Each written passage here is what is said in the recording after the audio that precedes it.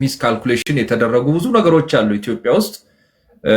የሆነ ሆኖ እንግዲህ አገር ሆናለች። አገር ከሆነች በኋላ ደግሞ ኢትዮጵያኖች በዛ በኩል ባይዞይ የአሰብ ወደብ እያለም ኢትዮጵያኖች በዛ በኩል እቃ ያስገቡ ነበረ፣ ወይም የኢትዮጵያ መንግስት ያስገባል።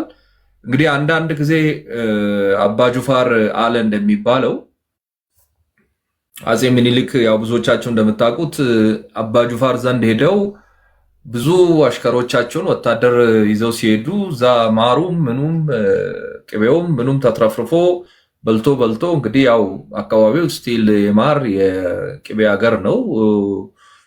አካባቢው ግሪን ነው። እዚያ ሁሉ ሰው በልቶ ጠጥቶ ተርፎ በየማሰሮ ማሩ ቅቤው ተኮልኩሎ ሲያዩ እንደው አይበለውና የረሃብ ዘመን ቢመጣ እንዴት ልትሆኑ እንደዚህ እየበላችሁ እየጠጣችሁ እንደዚህ ያለ ሀብት ያለ ሲሉ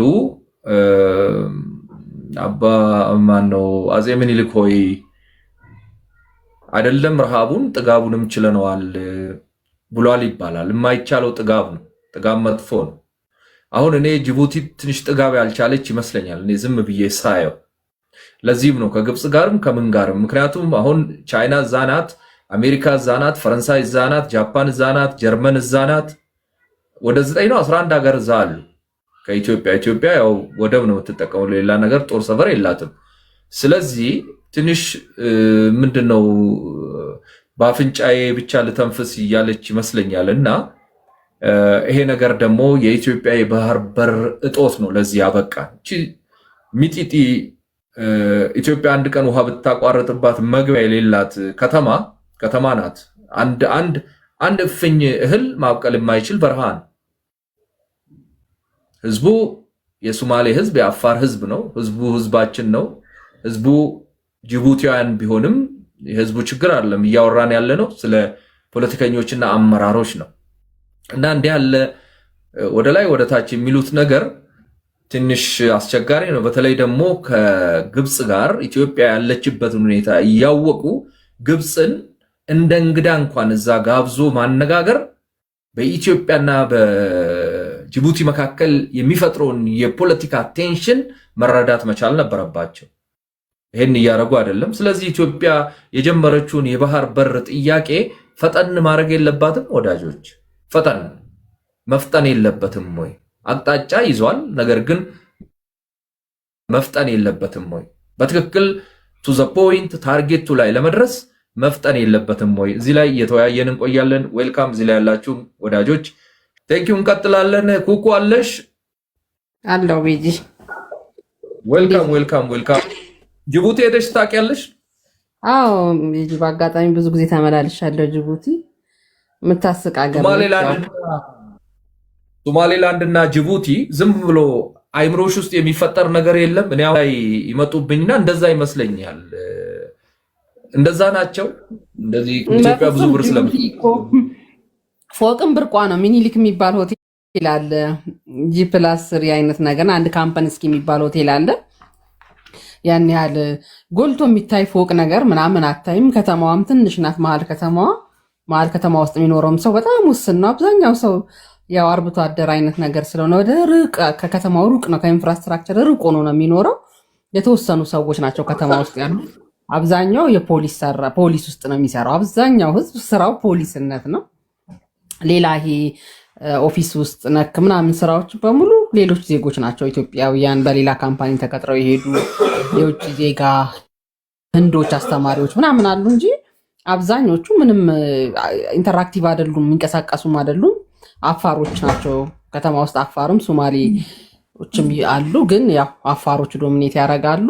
ያን ያህል እንትን የለውም። ፖለቲካል አወቃቀራቸውንም ካየኸው ህዝቡ ፖለቲካ ውስጥ ምንም ኢንተርፌራንስ የለውም፣ ምንም ፍላጎትም የለውም። የተወሰነ ግሩፕ ነው ፖለቲካውን ራን የሚያደርገው። የእነሱ ፖለቲክስ ከበጀት ከኢንፍራስትራክቸር ማልማት ከምናምን ጋር ብዙ የተያያዘ አይደለም። እዛ ባለው ይሄ አካባቢውን ለጦር መለማመጃነት የጦር መሰልጠኛነት የሚፈልጉት ፈረንሳይ አለች፣ ሰማያዊ አሜሪካንም አሉ። የዛኔ የሄድኩባቸው ጊዜያት ላይ ደግሞ ቻይናም እየተንቀሳቀሰች የነበረበት ጊዜ ነው እና እዛ ላይ ዲፔንድ የሆኑ አብዛኛው ወጣቶቿ ተምረው ሃይስኩል ሲጨርሱ ወደ ፈረንሳይ የሚሄዱ በቃ ሌላ ምንም የማታይበት እንትን ያለ አኗኗርና የሚኖሩት ፖለቲካሊ እነሱ ሳይሆኑ አገሪቷን አሁን እንግዲህ በምናያቸው ነገሮች እየዘወሩት ያሉት ኤክስተርናል ፎርሶች ናቸው። ብዙ ኢንተረስት አለባት ከመካከለኛው ምስራቅ ከአሜሪካ አካባቢ እነ ፈረንሳይም የራሳቸውን ጥቅም ይዘዋትም ስለኖሩ እንደዛ የመሳሰሉ ተጽዕኖ ውስጥ ያለች ናት እና ግብፅ ሁል ጊዜ በዛ በኩል ፍላጎቷን ለመግለጽ ትሞክራለች። ትልቋ ሶማሌ መፈራረሷ ነው ለግብፅ ደግሞ ሌላ ኢንተረስቷን ማስፈጸሚያ አጥታ ወደ ጅቡቲ የበለጠ እንድታተኩር ያደረጋት። ሶማሌ ውስጥ ግብጾች ትምህርት ቤት እስከ ማቋቋም ዩኒቨርሲቲ እስከ መክፈት ኢትዮጵያ የምትባል ጠላት ሀገር አለቻችሁ እያለች ፊደል እስከ ማስጠናት የደረሰችበት ወቅቶች ነበሩና እንደዚህ አይነት ሙከራዎች አሉና እነሱ ነገሮች ተጨማምረው ያው አሁን ግብፅ በጅቡቲ በኩል ልትመጣ ሊያስደንቀን አይገባም። ግብፅ ለኢትዮጵያ ታሪካዊ ጠላት ናት። ከጥንት ጀምሮ በኢትዮጵያ ታሪክ ውስጥ ከሄድን በተለይ በክርስትናው ሃይማኖት ዘውግ ውስጥ ግብፅ ትልቁ እጅ ነበራት። በነበራት እጅም ደግሞ አገራችን ላይ ሊታለፍ የማይገባው ትልቅ ጠባሳ ጥላብን አልፋለች። አንደኛ የብሔር ግጭቶች እንዲኖሩ ጠንስሳለች። እሷ በአጋጣሚ ኮሚኒኬት ያደረገቻቸውን ማህበረሰቦች ለሌሎች ማህበረሰብ ጥላቻ፣ ንቀት፣ ፍረጃ እንዲያደርጉ በማድረግ ስም ዘርዝረው ገሌ እንደዚህ ነው፣ ገሌ መንግስተ ሰማይ አይገባም፣ እነዚህ ሁሉ ነገሮች ተብለው ከሌላው ማህበረሰብ ጋር በእኩልነት እንዳያምን ስነ ልቦናዊ ቀውስ አድርሳበት ሄዳለች። ግብፅ በ1954 ምናምን ላይ ነው የግብፅ ኮፕቲክ እንትን ከኢትዮጵያ ኦርቶዶክስ ቤተክርስቲያን ላይ እጇን ያነሳችው። በዛ ውስጥ በጣም ክፋትን ሰርተዋል። ብዙ ታሪክ እንዲበላሽ አድርገዋል። የተዛባ ኢትዮጵያ ታሪኮች እንዲመዘገቡ አድርገዋል። ያንን የሚሰሩት እነሱ ለትውልድ ፎርካስት አድርገው አቅደው ነው። አባይን እንዳይገድቡ አብዛኛውን ጊዜ እንደውም ጳጳስ አልሾም ሲባል አባይን ገድቦባቸዋል በሚል ወርቅ፣ ብር፣ የዝሆን ጥርስ ስጦታ ጥሎች ተጥሎላት ነበር ጳጳስ የምትሾሙ የነበረው እና ያንን አቢዝ የማድረግ ስራዋን አሁን በእጅ አዙር መንገድ ትቀጥለዋለች ማለት ነው። እኛ ሀገር ውስጥ አሁን እየተፈጠሩ ላሉት ግጭቶች በሙሉ ከጀርባ አለችበት። ሰሞኑን የምናየው አርሲ አካባቢ የሚፈጠሩ ነገሮች በሙሉ እጇ አለበት። እንዴት ኖረበት ብለን ነው እኛ መመርመር ያለብን እና አሁን እስከ በኋላ ምንድን ነው የሚሉ ይሄኛው የአሰብ ወደብ ጥያቄያችን ወደማይታጠፍ ደረጃ ሲደርስ ከግለሰብ እስከ ድርጅት ገዝታ ነው ግብፅ የተንቀሳቀሰችው። እነ ዶክተር አብይ ወደ ስልጣን ሲመጡ የአባይ ግድብ ጉዳይ እንደ አዲስ ተነስቶ ውይይት ሲጀመር መጀመሪያ እንትናቸው የነበረው ዶክተር አብይ በዲፕሎማሲ ለመፈጸም ግብፅ ድረስ ሄደው በአረብኛ ተናግሮ እናንተን ውሃ ማስጠማት ሳይሆን ውሃውን ተጠቅመን አብረን ማደግ እንደ አፍሪካ መበልጸግ ነው ፍላጎታችን ብሎ አስረድቶ ሲመጣ ወዲያው ነው እነ ግብፅ ምንድን ያደረጉት? ጋዜጠኞችን የገዙት፣ ሎቢስትን የገዙት። ምን የሚሉ አብይ ግብፅን አባይን ለግብፅ ሊሸጥ ነው እና ተስማምቶ ነው የመጣው። ራሳቸው ግብጾች ናቸው የከፈሏቸው። ወዲያው የእኛም ሆዳሞች የሚከፈላቸው በሙሉ ወጡና ሸጦታል። በሰነድ ተስማምቶ ሰጥቷል ተባለ። አሜሪካ ድርድሩ ሲኬድ አይታችሁ ከነበረ ሊፈርም ነው ሸጦት መጣ፣ ለትራምፕ ሰጠው ተባለ። የለኛ ሆዳሞች እየከፈሉ ቀጠለ ያ ነገር። መጨረሻ ላይ እንደማይታጠፍ ሲያዩ ጸጥታው ምክር ቤት በውሃ ጉዳይ በዓለም ለመጀመሪያ ጊዜ ውይይት ያካሄደበትንም ሁነት አይተናል። ያንን ስናይ ግብፅ አባይ ኖሞር መመለስ አትችልም። ኦልሬዲ አምልጧታል። ስጋቶች አሏት። ግን ሌሎች ተፋሰሶችም በዚሁ መልኩ ወደ ጥቅም ይውላሉ።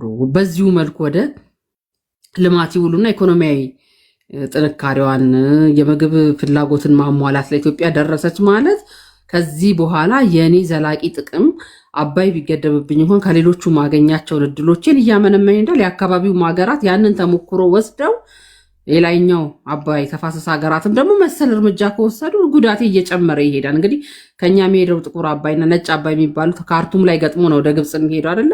ኢትዮጵያ ይሄኛውን ያዘችብኝ እነዛም በዛ መልኩ ከቀጠሉ ስጋት ላይ ነኝ ብላ በፖለቲካ በኢኮኖሚያዊ ጫና በዲፕሎማሲያዊ ጫና እንደገና በወታደራዊም በራሷ መንገድ ትሞክራለች። አዎ ግብፅ ከዛ መተቀጥታ ላንዋጋ እንችላለን፣ ግን ትዋጋናለች በእጅ አዙር። ጅቡቲ አንዷ ምንም ጠንካራ ያልሆነ መንግስት ያላት በሞግዚት የምትተዳደር ደካማ ሀገር ስለሆነች በቀላሉ እና ግብፅ ኢንተርቬን አድርገው ወደዛ የመግባት እድላቸው ሰፊ ነው። ስለዚህ እሱን ነገር ልትጠቀም ትችላለች። እኛ ምን ማድረግ አለብን? እንደ መንግስት ምን መሆን አለበት? እንደ ህዝብ ምን ማድረግ አለብን ነው እንግዲህ እዚህ ውስጥም ስናይ አሁን አብረን ከተሰበሰብነው ውስጥ በግብፅ ስነ ልቦናቸው የተበላ ሰዎች አሉ። ምክንያቱም ያ ሮብ ስታርስ ትቀሰፋለ፣ ማታ እንትን ስትል እንዲት ሆናለ፣ ካጨድክ ትሞታለ እየተባለ ኖሮ ያንን ውስጡ አስቀምጦ አሁንም በዛ ስሜት ውስጥ የሚንቀሳቀሰውን ቡድን ነፃ ማውጣት ይፈልጋል። የስነ ልቦና ውጊያ ነው አሁን ያለው፣ የበለጠ ያለው የስነ ልቦና ውጊያ ነው እና ምን ብለው የተሞሉትን ነገር መቀልበስ፣ ያንን ስነ ልቦናዊ እንትን መቀየር መቻል ራሱ አንድ ትግል ነው። ምክንያቱም እኛ ወደ አሰብ ስንራመድ እሷ ወደ ጅቡቲ እየተራመደች ስትመጣ እዚህ የሚኖረው ረብሻና ቀውስ እንትኑ ሊጨምር ይችላል። ስለዚህ ይህንን ባላንስ ያደረገ ውሳኔ መስጠት ያስፈልጋል። ቅድም አንተም እንዳነሳው ፍጥነት፣ ታይሚንግ፣ አሁን ያለው መልካም አጋጣሚን ወደ ተግባር የመቀየር በጣም ፍጥነት ያስፈልጋል። ያንን ፍጥነት ለመጎተት የሚመስሉ ነገሮች በአይናችን እያየናቸው ነው። አስከፊ ነገሮች። ለምሳሌ አሁን ትናንትና የተያዙ 100 ምናምን ህገወጥ ገንዘብ ዘርዛሪዎች ጀርባ እነ ግብፅና ሻዕቢያ አሉበት በደንብ አድርገው። ኡስታዝ ጀማል ሁሌ የሚተነትናቸውን ነገሮች ዞር ብላችሁ ብታያቸው ያልሞከርነው ነገር የለም ነው የሚሉት ግብጾች። ጠንቋይ እስከ መጥራት የደረሱ ሰዎች ናቸው። በነገራችን ሚዲያ ላይ ላይቭ ጠንቋይ ያስገብተው የሞከሩ ሰዎች ናቸው። ስለዚህ ህገወጥ ገንዘብ ዝውውር አያደርጉም አትልም፣ ፎርጅድ ብር አያሰሩም አትልም። ምክንያቱም እነሱ ባልገኙት አጋጣሚ ሁሉ ተጠቅመው ማዳከም ስለሆነ ስራቸው። የሚከፍሏቸው የኛዎቹ ተከፋዮቻቸው ራሱ አሁን ባለው ስታትስ ስለተዳከሙባቸው አማራጭ መፍትሄ ሀሳብ ማምጣታቸው ስለማይቀር በዛው ልክ የመንግስት ምላሽ ሰጭነት፣ የህዝቡ ምላሽ ሰጭነት ይጠበቃል። የህዝቡ ምላሽ ሰጭነትን ለማጠናከር ግን መሰራት ያለባቸው በጣም ጠንካራ ስራዎች አሉ። እንዳልኩ የስነ ልቦና ውድቀት፣ የስነ ልቦና ድቀት ያደረሰችበት ማህበረሰብ አለ። ምክንያቱም ልክ ሁቱና ቱትሲን ለማጋደል ቤልጂየሞች ምናምን የሰሩት ስራ ምንድን ነው? እነዛኞቹ እኮ እንደዚህ ናቸው፣ ይሄ ፍጥረት ነው ምናምን ብሎ አንደኛውን የበላይ ነህ ብለው ሰብከው የሆነ ታይም ሲያገኝ ያንን ኤክሰርሳይዝ ለማድረግ ሞከረ። ያንን ችግር አመጣ። ያንን የበላይነህ አምላክ ነህ ምናምን ብላ የሞላችሁን ቡድን ማሳመን ይጠይቃል። አገራዊ ስሜቱን እንዲያወጣው ማድረግ ይጠይቃል። በሀገራዊ ስሜት እንዲቆም ማድረግ ይጠይቃል። የሃይማኖት ተቋማት ከሷ ብዝበዛ ውስጥ ነፃ መውጣት መቻል አለባቸው። ይሄ ግፊቶቿን በተለያየ መንገድ የምታደርስብንን ግፊት ብሎክ ማድረግ መቻል አለብን። በሚዲያው ላይ በተቻለ መጠን የኡስታዝ አይነት ሰዎች ኢንፎርሜሽን ለእኛ ፊድ እያደረጉ ምላሽ መስጠት የሚቻልበትን እድል መፍጠር ያስፈልጋል። ሚዲያ ላይ እኛ በጣም ልንሰራ ይገባናል። በቀደም አያና ህዝብ ተወካዮች ምክር ቤትን ጋብዞ ሲያወያይ እንደነበረው ወደፊት ለፊት እየመጡ የኛ አመራሮች፣ የፖለቲካ ውሳኔ ሰጪዎች፣ ዲፕሎማቶች እየወጡ የሀገራችንን ፍላጎት የሀገራችንን ጥቅም በቻሉት ቋንቋ ለሌላው ማህበረሰብ ለሌላው የዓለም ክፍል ማስተላለፍ አለባቸው። አፍሪካውያንን ማሳመን፣ ከጎናቸው ማቆም። የቀንዱ ሀገራት ተረብሸዋል። አሁን ሱዳን ረብሻ ውስጥ ግብፅ እጇ አለበት። ሱዳን ምን እየሆነች እንደሆነ እያየን ነው። በዚህ ጋር ጅቡቲ፣ ሶማሌ ምናያት ናት፣ ፍራጃይል ስቴት ስብርብሯ የወጣናት። አሁን የተሻለ ስታተስ ላይ ያለችው ኬንያን ከኛ ጋር የምትቆምበት እነ ዩጋንዳን ማሳመን ስራዎች ስለሚጠይቁ በጣም ብዙ ስራ ይጠይቃል። ግብፅን ግን በዛ መልኩ ራሳችንን መከላከል ራሳችንን መጠበቅ በሚያስችል መልኩ ምላሽ ልንሰጣት ይገባል ብዬ አምናለሁ። ቤጂ ቴንኪው። አመሰግናለሁኝ ኩኩ። የውስጣችንም ችግር ካልፈታን የውጭውን ማየትም ከባድ ሊሆን ይችላል። ነገር ግን እኛ ዝም ብንልም ዝም እያሉን አይደሉም፣ ተከትለውን ኋላ ፕሮቮክ እያረጉን ነው። እኔ ያው ይገባናል፣ ውሃውን ለመጠቀም ኢትዮጵያ ልትገድብብን ትችላለች ብሎ በመፍራት የሚደረጉ እንቅስቃሴዎች ኖርማል ናቸው። ኖርማል ሴንስ እንደ ህልውና ቆጥረው ሊሆን ይችላል ብለን አክሰፕት ልናደርግ እንችላለን።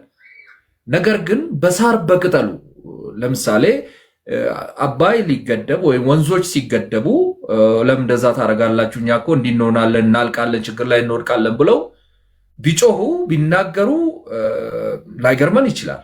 ነገር ግን ወደብ ይኑረን፣ ወደ ቀይ ባህር እንውጣ፣ የባህር በር እንኑረን ሲባል የባህር በርማ በፍጹም ሬድሲ የሚባል አካባቢ ኢትዮጵያ ዝር ማለት የለባትም ማለት ከውሃው ጋር ብቻ የሚገናኝም አይመስልም። በቃ እንዲሁ በቃ በጥላቻ መንፈስ የተሞሉ እየሆኑ ይመስለኛል። እነሱን ተከትሎ ደግሞ እነሱ የፈለፈሏቸው እንደነ ሻዕቢያ የሻዕቢያ ልጅና የልጅ ልጆች እንዲሁ ይኸው እዚህ ላይም ይጽፋሉ። አንዱ አሁን በአማራ ስም እዚህ ላይ አለ። አሁን የአማርኛ ስም ነው ስሙ ማንትስ አላምሮ የሚል እዚህ ጋር አንዱን ጽሑፉን አይቼ እኔ ገረመኝ። የሰው ወደብ ይላል፣ የሰው ባህር ልናመጣ እና እኛ የአውሬ ባህር አላልንም፣ ያው የሰው ባህር ነው የሚወጣው። ልቦ የተበላ የተቦረቦረበት ነው ይሄ። በቃ አሁን ይሄ አንድ ግብፃዊ እንኳን በዚህ ደረጃ አይጽፍም፣ ወይ አንድ ሻዕቢያ እንኳን በዚህ ደረጃ አይጽፍም። ምናልባት ሻዕቢያም ሊሆን ይችላል። እንዲህ ያለ መንፈስ እንደው ፕሮቴስታኖች እንደሚሉት እንደው የተወጋ መንፈስ ይሁን ከማለት ውጭ ሌላ ምንም የምለው ነገር የለኝም። እኔ እንቀጥላለን። ዩናይትድ ዌልካም ብያለው። ዋንጋሪ ዌልካም፣ ሬድሲ ዌልካም፣ ጎንደር እንግዲህ በጽናት ቆዩን። አጠር አጠር አድርገን እንቀጥላለን። ወዳጆች አንዴ ሁላችሁም ታብታብ አድርጉ። አንድ 20 ሺህ ግባ ላይኩ። ዋንጋሪ አለ ምናልባት ካለ ዋንጋሪ ኔትወርክ እያስቸገረ ይሆና ምናልባት ከተደመጥኩኝ አውርቼ ቦርድ ይሻለኛል። በጣም እየገባ ይወጣል እየገባ ይወጣል። ለዛ ብዬ ነው እኔም ይቅርታ። ያ ጎሳዬ መጀመሪያ ከገቡት አንዱ ነው። እንዲሁም አሰፋም እንደዚሁ ነው። ይቅርታ አሰፋና ጎሳዬ ኔትወርክ ስለሚያስቸግሩ ሀሳብ ሰጥቶ እንዲወርድ ነው። ትልቅ ይቅርታ ወዳጆች። ቀጥሎ አንጋሪ ሼር አድርጎ ወዳጆች በጣም ይቅርታ አድርጉልኝ። እንግዲህ የግብፅ ጉዳይ እኔ ደግ አረገች ነው የምለው። ምክንያቱም በጅቡቲ ጋር አሁን ይሄን ማድረጓ እኔ ደግ አረገች ነው። ምክንያቱም የተኛውን አብዛኛውን ተኝቶ ቤት ውስጥ ተጠቅልሎ የተቀመጠውን እየቀሰቀሰችልን ግብፅ አሁን መደበቅ አቅቷት እስከዛሬ በድብቅ ሆና ስትሰራው የነበረው ውጤት አልባ ሆኖባት አባይ ተገድቦ ስለወደቀች አሁን አላስችል ብሏት ፊት ለፊት መታለች። ፊት ለፊት በቃ ምንም በፈጣጣ ማለት ነው።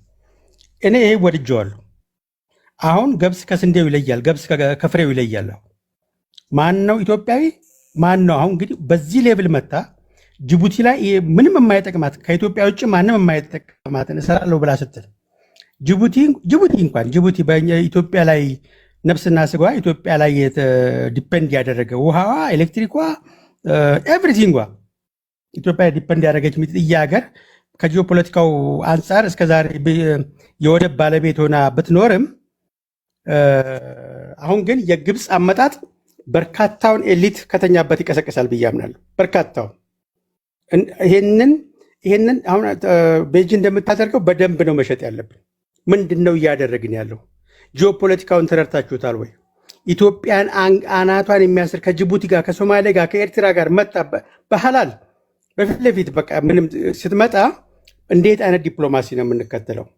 ምንድን ነው የምናደርገው የሚለውን ጂኦፖለቲካውን በአግባቡን ፈትሸን አቋም እንድንይዝ ያደርገናል። አይ ቲንክ ለኢንተርናሽናል ኮሚኒቲው ምን ያክል የኢትዮጵያ ናሽናል ኢንተረስት ለመተላለፍ ግብፅ እስከዛሬ የሰራችውን ኤርትራን ያስገነጠለችበትን ሂደት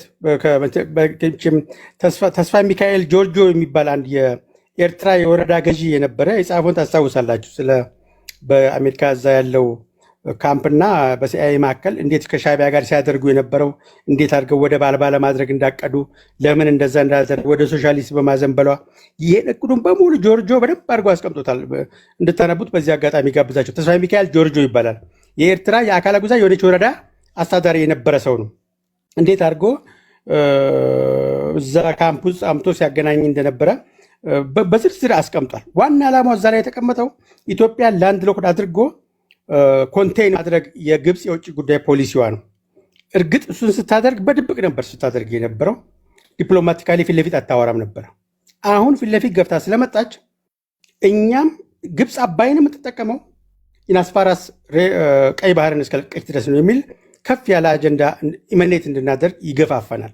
ለዚህ ነው ሁሉም ሰው አይኑን እንዲገልጽ ማን ነው ጠላት ማን ነው ወዳጅ የሚለውን እኛም እንድለይበት ኢትዮጵያም እንድትለይበት የትኛው ፖለቲካል ኤሊቷ ነው ይሄንን እሷን አንገቷን ለመቁረጥ ለመያዝ ለማፈን የሚሰሩት ፖለቲከኞች የሚለውን ለመለየት ጥሩ አጋጣሚ ነው። ቤስት ታይም ነው። ማንም ይሄንን አልጠበቀውም። እንግዲህ ታስታውሱ ከሆነ የኤርትራ ነፃነት ኤርትራውያን ራሳቸው ኢንክሉዲንግ ኢሳያስ ትራንዚሽናል ገቨርንመንት እኮ ያለመገንጠል ኢትዮጵያዊነት ስር ሆኖ ፉል አውቶኖሚ ይዞ ለመቀጠል ስሜት አሳይቶ እንደነበር እናስታውሳለን።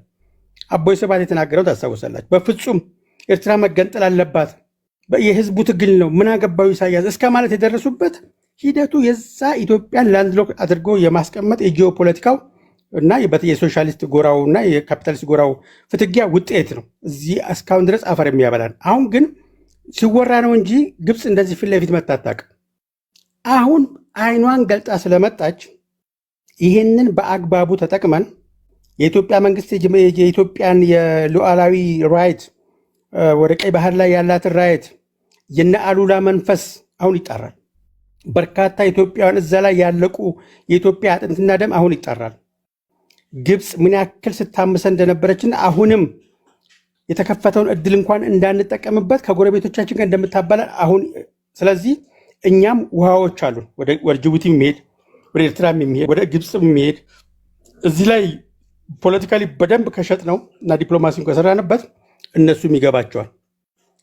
ቀይ ባህርን አትጠቀም ከተባለ አባይን አትጠቀም። ምክንያቱም እሷ ቀይ ባህርን አትጠቀም ናቹራሊ አንድ ፍሎ የሚገናኝን ውሃ አትጠቀሙም ካለች ኢትዮጵያውያን አንድ ሆነን ይህንን ከትንሽዬ ሚጥጥዬ የአእምሮ ፖለቲካ አቁመን ጂያንት የሆነውን ናሽናል ኢንተረስት ከፍ ብለን ወደ ፖለቲካ ሌቭል ፖለቲካል ሶሳይቲ ወጥተን አስተሳሰባችንን ኢትዮጵያ የሚያስፈልጋት ጠላቶቿ ምን ያክል አይን አፍጠው እንደመጡ የአባይ መገደብ ምን ያክል እንዳንገበገባትና ጭራሽ ወደ ቀይ ባህር አትመጣም ተብሎ እስከ ማሳመፅ የደረሰችበትን ሂደት አንድ ስንሆን ራሷ የፎሪን ፖሊሲዋን ቀይራ ከኢትዮጵያ ጋር በሰላም መኖር ያዋጠኛል እንድትል ነው ማድረግ ያለብን። ይሄ ግልጽ የሆነ ምቀኝነት ነው። ግልጽ የሆነ አደጋ ነው ለኢትዮጵያ። ግልጽ የሆነ ነው ያመጣችው። ስለዚህ እኛም ኢትዮጵያውያን ግልጽ የሆነ እኛ ቀይ ባህርን መጠቀማችን ከሆነ እሷም አባይን አትጠቀምም። ዋትኤቨር ኢንተረስቱ በዚህ መልኩ ነው የሚመራው። ኤርትራም ሆነች ጅቡቲም ሆነች የጅቡቲም የፈረንሳይ በምዕራብ አፍሪካ የደረሰባትን ጫና አንድ ሲሆኑ አይተናል። እኛም ጅቡቲ የኢትዮጵያ አካል ናት ነበረችም። ምንም ቪያብል አይደለችም አገር ለመሆን። ኢትዮጵያ ለምሳሌ አሰብን ብትይዝ እና ሌሎች ወደቦችን መጠቀም ብትጀምር 50-60% ገቢዋ ዜሮ ነው የሚገባው። ሌሎቹም የኢትዮጵያ ወደዛ መምጣት የሚፈልጉ አሉ። በአሁኑ ሰዓት የሚያግዙን የዓለም ሀያላን ሀገራት አሉ፣ ኢንክሉዲንግ ቻይና። ከቻይና ጋር ትላንት ነው ከትላንት ወዲያ የተፈራረምነው ታስታውሳላችኋል። የደብሊውቲኦ መርህ ላይ ተፈራርመናል። ይሄ እዛ ቀጠናው ላይ ቻይና የሚኖራትን የሮዷን የኢኒሺዬሽን ሮዷን የሚያጠናክር ስለሆነ በዓለም ሀያላን አሁን ዩኒፖላር ስላልሆነ መልቲፖላር ስለሆነ አጋዥ ሀገሮች ስለመጡ በዚህ ወቅት የተቆረጠውን አንገታችን እናስመልሳለን። ኤሪትሪያ አሰብን ማትፈቅድ ከሆነ ዲሪኮግናይዝ ትደረጋለች። ኢሌጋሊ ነው የሉዓላዊነት ራይት የተሰጣት። ስለዚህ እንደ መብት ዲሪኮግናይዝ የማድረጉን ፕሪንሲፕል ጉልተን እንመጣበታለን። ትልቁን የአገሩን ነፃነቱን ጥያቄ ውስጥ አድርገን ዲጁሬ አገር ስናደርጋት ትልቁ አደጋ ሲመጣባት አሰብን ትለቃለች። ያለምንም ጥቅም 30 ዓመት ታጥሮ እነሱ እንኳን መጠቀም አልፈቀዱም። ከኢትዮጵያ ጋር መልካም የዲፕሎማሲ ሪሌሽን ፈጥረው ገበያውን ለኤርትራ የበለጠ ይጠቅማት ነበር። የኢትዮጵያ ሕዝብ ማርኬቷ ነበር፣ አልገባትም። ይሄ ያን ጊዜም እና ኢሳያስ አገር ከመባላቸው በፊት ከኢትዮጵያ ጋር ኢኮኖሚካሊ ቪያብል እንደማይሆኑ ገብቷቸዋል። ከተነጠሉ ሪያሊቲ የሆነውም ይሄው ነው። ኢኮኖሚካሊ ቪያብል አልሆነችም ኤርትራ። በተጨባጭ ኢትዮጵያ ለማነቅና መመኘት ስለሆነ ይሄንን ለማሳየት የተኛውን የኢትዮጵያን ኤሊት ለመቀስቀስ የግብፅ መራወጥና መቀጭቀሽ ያሳያል። በተጨማሪ ያንን ወደብ ብትሰራው ማን ይጠቀማታል? ከኢትዮጵያ ውጭ ለመሳሪያ ሌሎች የሽብር ኃይሎችን እያደራጀች ወደ ኢትዮጵያ ለመላክ ከምትጠቀም በስተቀር ወደብ ሰርታ ለኢትዮጵያ አታከራይም። በታሪክ ግብፅ በታሪክ ይሄ ተፈጥሮ አይደለም። ዓላማው ስምምነቷ ኢትዮጵያን ዘገ ወደብ የጦር መሳሪያ ከማየት ኢትዮጵያን ማተራመስ ስለሆነ ኢትዮጵያውያን የተኙት እንዲጠቀሙት ይህንን አጀንዳ በአግባቡ አጉልተን መሸጥ አለብን የሚለው መልእክት ነው ማስተላለፍ ፈልገው። ቴንኪው ድሎ ስለሰጠኝ ተሰምቼ ከሆነ ላቀም ቴንኪው። ቴንኪው በደንብ ነው ሲሰማ የነበረው። ዋንጋሪ በጣም አመሰግናለሁኝ። ከዚህ በኋላ ማድረግም ያለብን ነገር ይሄን ነው። እኔ የፀሐይ ኃይል መብራት አስገባላቸዋለሁ ላለች እንግዲህ ወደቡ በእርግጠኝነት ሊዋኙበት አይደለም ለኢትዮጵያ ሊያከራዩ ከኢትዮጵያ ውጭ የጅቡቲን ወደብ የሚጠቀም አንዳችም ሀገርም የለም። ምንም ማድረግም አይችሉም።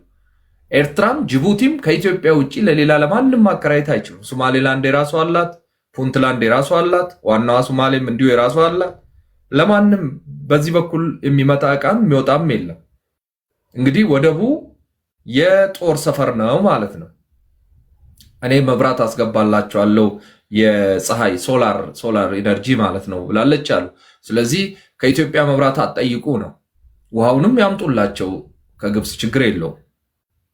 ከአትላንቲክ ከፈለጉ ወይም ከሬድ ሲ ቀርተው። ስለዚህ ኢትዮጵያ ልክ ቻይና የታላቁን ወደ ቻይና ሲ የሚፈሰውን ውሃ ወደ ጎቤ ዴዘርት ወደ ላይ ወደ ሰሜን እንደ ኮንቨርት እንዳረገችው ኢትዮጵያኖችም ለዚህ መነሳት መቀስቀስም መቻል አለብን።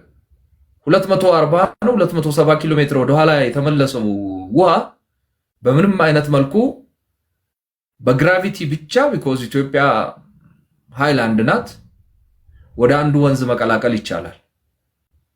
በአንድ በኩል ቀዶ ምናልባትም እንደ ቻይና ትልልቅ ቱቦ መዘርጋትም ላያስፈልገን ይችላል። ትንሽዬ ብቻ ቀደድ አድርጎ ምንም እንኳን እኔ የዚህ ባለሙያ ባልሆንም ሲምፕሊ ድሮ አገር ቤት ወንዝ ገድበን ውሃውን በግራቪቲ ወደ ሆነ ቦታ እናደርጋለን። ጎመን፣ ሽንኩርት ምናምን ስንተክል ኢትስ ቬሪ ሲምፕል።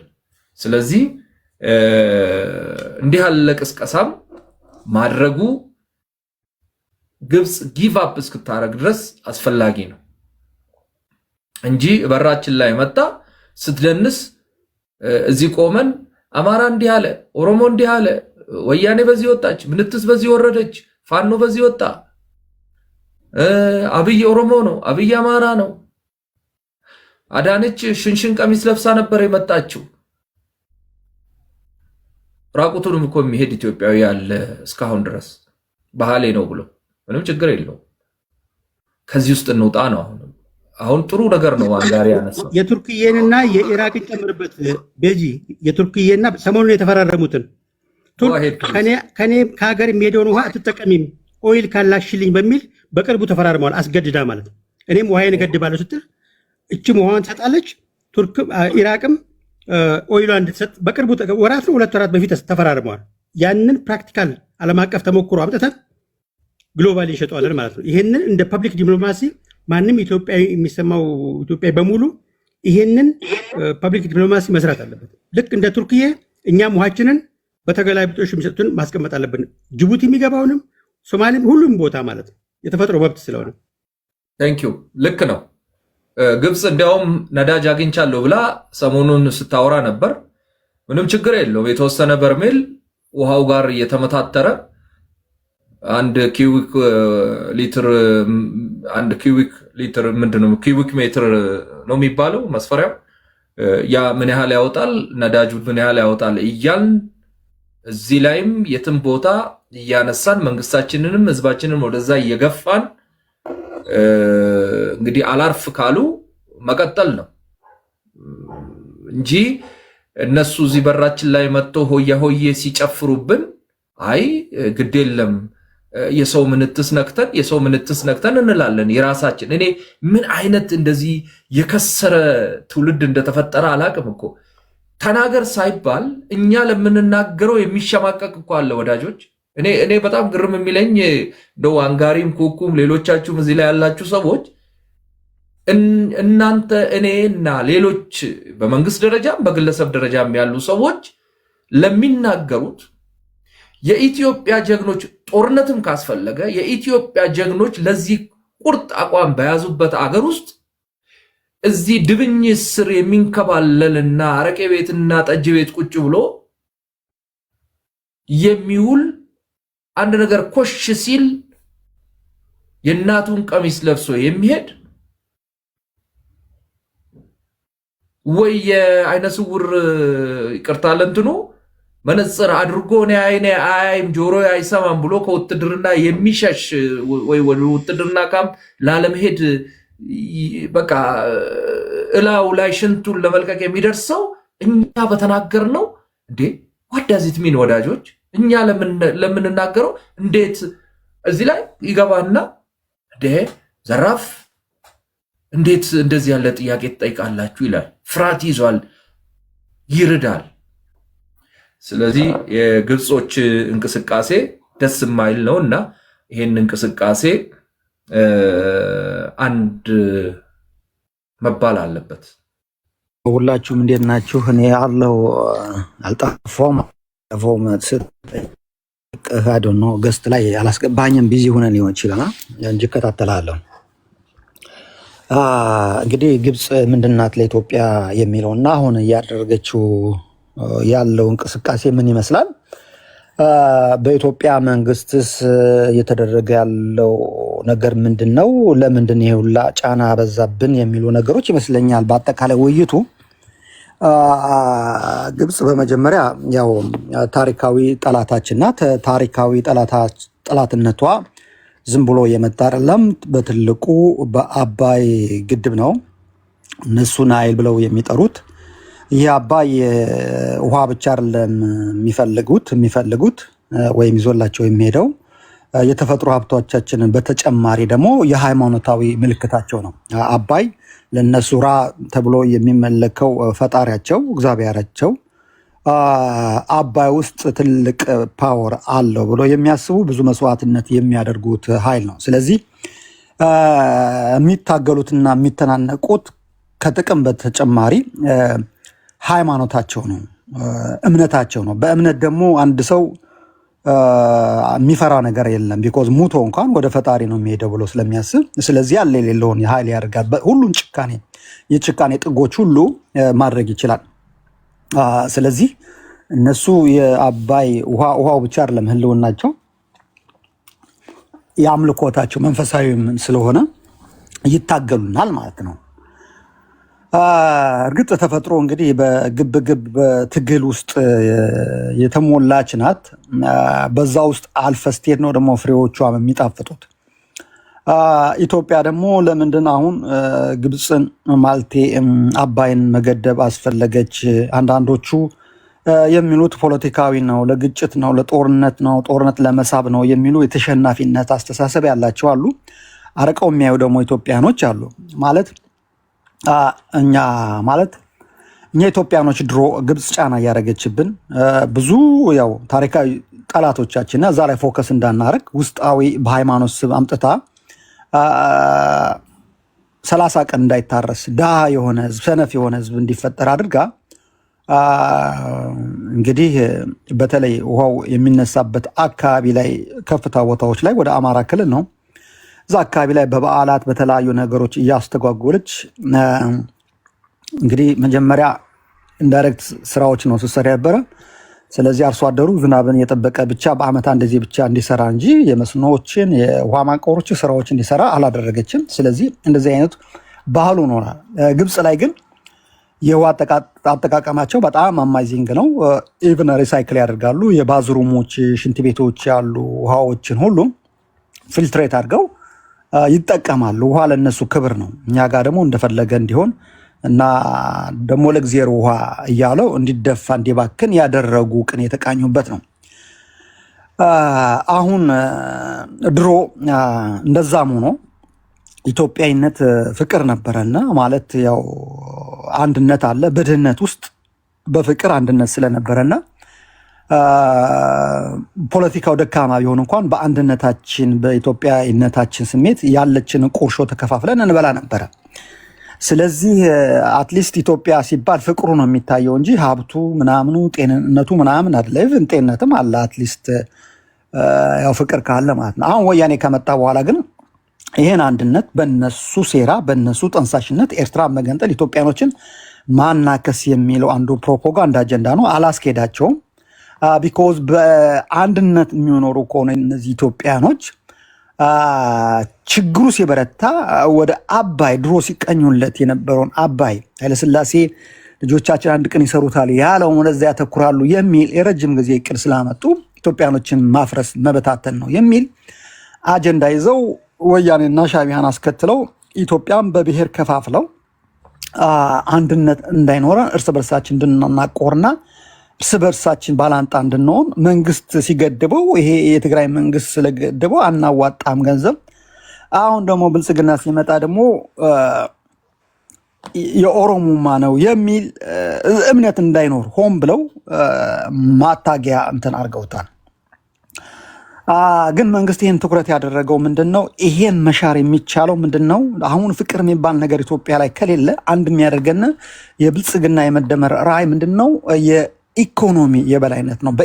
ኢኮኖሚ ሲያድግ በአንድ ጀንበር ይሄን ፍቅር ማምጣት አይቻልም። ሰዎች እንደሚደሰኩሩት አይደለም። ፍቅር እናመጣለን ያሉ የኛ ኃይሎች እንኳን አንድነት ይመጣል ያሉት አማራ ከተነሳ ኢትዮጵያን አንድ ያደርጋል ያሉት እነሱ ጽንፈኛ ሆኖ የበለጠ ጽንፈኛ እንዲሆን ያደረጉት። ኢቭን ይሄ አንድነት የሚመጣውን ያህል እያፈረሱ ያሉ ነው። ስለዚህ የብልጽግና አካሄድ ትክክል ነው ማለት ነው። ይህ አንድነት ሊመጣ የሚችለው በአንድ ጀንበር የሚመጣ ሳይሆን በኢኮኖሚ ትስስር ማድረግ ነው። ስለዚህ ከተማ ላይ የሚደረጉ ልማቶች እና በተለይ ኢትዮጵያዊነትን የሚያቀነቅኑ ትልልቅ ስራዎችን ካልሰራም በስተቀረም ትላንትና ድህነትን ይዘን ፍቅርን ተሸክመን ነበረ። ዛሬ ፍቅርም የለም፣ ድህነትም ደግሞ የበለጠ ይከፋል። በመከፋፈል ሀብት አይኖርም፣ ኢኮኖሚ አይኖርም።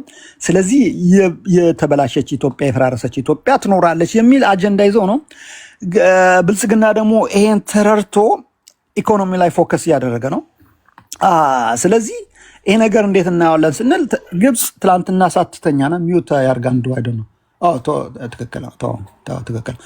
ግብፅ ትላንትና ሳትተኛልን ነው፣ በጫና ውስጥ ነን ነው። አባይን ኦልሬዲ ገድበነዋል። የአባይ ግድብ ዝም ብሎ የመጣ አይደለም። ጠቅላይ ሚኒስትሩን ለምን እንዳስለቀሳቸው እሳቸው በቅርብ ያሉት እንግዲህ የበለጠ ያውቁታል፣ ውጭ ያለነው ከእንትን ከማለት በላይ። ስለዚህ በዛ ጫና ውስጥ ነን። አንዱን ሀሳብ ካሳካን፣ ሁለተኛው ሀሳብ ደግሞ ትልቁ ማለት በኢኮኖሚ ግዴታ በላይ መሆን አለብህ። ስለዚህ የቀይ ባህር ጉዳይ ነው። የቀይ ባህር ጉዳይ ደግሞ አንዳንዶቹ እንደሚያስቡት ኢትዮጵያን በጦርነት ውስጥ ለማስቀመጥና እንትን ለማለት ሳይሆን ቀደም እንዳልኩት አንደኛ የብልጽግና አጀንዳና ዓላማ ኢኮኖሚውን ከፍ ማድረግ ነው። በኢኮኖሚን አንድነት የሚያደርገን የሚል ነው። የምታየው ኢትዮጵያዊነት መሆኑ ስለምታውቅ በውስጡ ዙሪያውን የከበቡት ደግሞ ጽንፈኞች ናቸው። ሁሉም ጽንፈኞች ጸረ ብልጽግና ናቸው። ስለዚህ ብልጽግና ትልቅ ኢትዮጵያዊ ራዕይና አጀንዳ እንዳለው ማሳያና ማስረጃ ነው። ከዚህ በላይ ምንም አይነት ማስረጃ ልታመጣ አችልም። ሻዕቢያዎች አንዳንድ ጊዜ ኢትዮጵያ ውስጥ ይሄ በብሔር መከፋፈል ይበላቸዋል ይልና ዘሴም ታይም ደግሞ እነዚህ ብሔርተኞችን ጽንፈኞችን ደግሞ ሰብስበው ከጉያው ይዟል። ምንድነው ደስ የሚላቸውን ነገር ልንገራቸው፣ ከዛ በኋላ ግን የምንሰራው ስራ ተቃራኒ ነው የሚል አጀንዳ ይዞ የግብፅን አጀንዳ አስፈጻሚ ነው። ግብፅ መጀመሪያ ሻዕቢያ ስትቋቋም እንደዛ ነው። አንፎርቹኔትሊ ጠቅላይ ሚኒስትር አብይ አህመድ ግብፅን ታሪካዊ ጠላታችን ናት ከማለት በላይ ይሄ የወያኔ ፕሮፓጋንዳ ነው የሚል አስተሳሰብ ስለነበራቸው፣ በፍቅር መመለስ እችላለሁ የሚል አስተሳሰብ ስለነበራቸው ዝቅ ብለው ቡና ቁርስ እስከ ማስቆረስ፣ ቀለበት እስከ ማሰር፣ በኢኮኖሚ እነሱ የፈለጉትን እንዲያገኙ እስከ ማድረግ ድረስ ተጠቃሚ እስከሚሆን ድረስ በኢትዮጵያ ላይ የፈለጉትን ይወስዱ ነበር። እንደፈለጉ እንትን ይሸራሸሩ ነበር። የፈለጉትን ይወስጡ ያገቡ ነበር። የቅባት እህሎችን፣ ሁሉ ነገሮች ያን ሁላ ዝቅ አድርጎ እሱ በፍቅር ማምጣት ሲፈልግ የእነሱ አጀንዳ ግን የግብፅ አጀንዳ መሆኑን የምታውቀው ከዛ በኋላ እነሱ ወደኋላ ነው ያፈገፈጉት። ቢኮዝ እነሱ በዚህ አይደለም ኢትዮጵያም የተላኩበት ዓላማ ያ አልነበረም። ስለዚህ ወደኋላ ነው ያፈገፈጉት። ስለዚህ ገባው የሻዕቢያ አቋም የግብፅን አጀንዳ ማራመድ ነው የሚል አጀንዳዎችን ይዞ እንትን አለ። ስለዚህ ሰላማዊዎች አማራጮች ሁሉ አሟጣው ከዚህ በኋላ በኃይልም ቢሆን የመጨረሻ አማራጭ በኃይልም ቢሆን መንግስት በኃይልም ባይል የመጨረሻው አማራጭ ግን እሱን ነው የሚያሳየን። ስለዚህ ኢትዮጵያ ይሄን ማግኘት አለባት። ይሄን ማግኘት ደግሞ ወሳኝነት ነው። ኢትዮጵያ ለምትራመድበት ለመቀጠል ይሄ ነው። ቢኮዝ በኢኮኖሚ ካላደገች የኢኮኖሚ ምንጫችን እንትን ካላለ በስተቀር ፈጽሞ ኢትዮጵያዊነት አደጋ ውስጥ የሚገባ ነው የሚል አጀንዳ ስለሆነ ይሄን ጥያቄዎች እንግዲህ ተጀምረው ብዙዎችን ያነቃቃ ነው። እነሱ እንደፈሩትም አጀንዳውን ይሉታል። አይ አብይ አህመድ አንድነትን ያጣበትን አንድነትን መሰብሰቢያው ነው ይላሉ። ኦፍኮርስ አንድነታችን በዚህ የሚመጣ ከሆነ ኦፍኮርስ አንድነት የሚመጣበት ላይ ማተኮር፣ ጊዜ መውሰድ ትልቅ ብልህነት ነው። እዛ ላይ መስራት ነው። ይሄ ጉዳይ ያለቀለት ነው። ያ ማለት ጅቡቲ በቀይ ባህር ላይ ኦፍኮርስ የጅቡቲ ኢኮኖሚ 3 ሚሊዮን 2 ሚሊዮን ህዝብ ነው። ከኢትዮጵያ 5 ቢሊዮን ዶላር በአመት ረብጣ ታገኛለች። ስለዚህ ኢትዮጵያ ወደቧን አገኘች ማለት ጅቡቲ ደግሞ ያው ኢኮኖሚዋን አደጋ ውስጥ ይገባል። ስለዚህ አንደኛ ያፍራቻ ስለሚኖራት እሷም ከግብፅ ጋር ትተባበራለች። ያው ሻዕቢያ ያው ተቀጣ ጅራት ነው፣ የግብፅ ጅራት ነው። ስለዚህ እነሱ የሚያደርጓትን ልታደርግ ትችላለች። ነገር ግን የኢትዮጵያ መንግስት ደግሞ አስረግጦ እየተናገረ ነው። ኢትዮጵያ ትልቅ ሀገር ናት፣ የሚያስፈልጋት አንድ ወደብ ብቻ አይደለም። በሶማሌም በጅቡቲም በሁሉም ያለውን እንጠቀማለን፣ ስጋት አይግባችሁ የሚል ማረጋገጫ እየሰጠ ነው።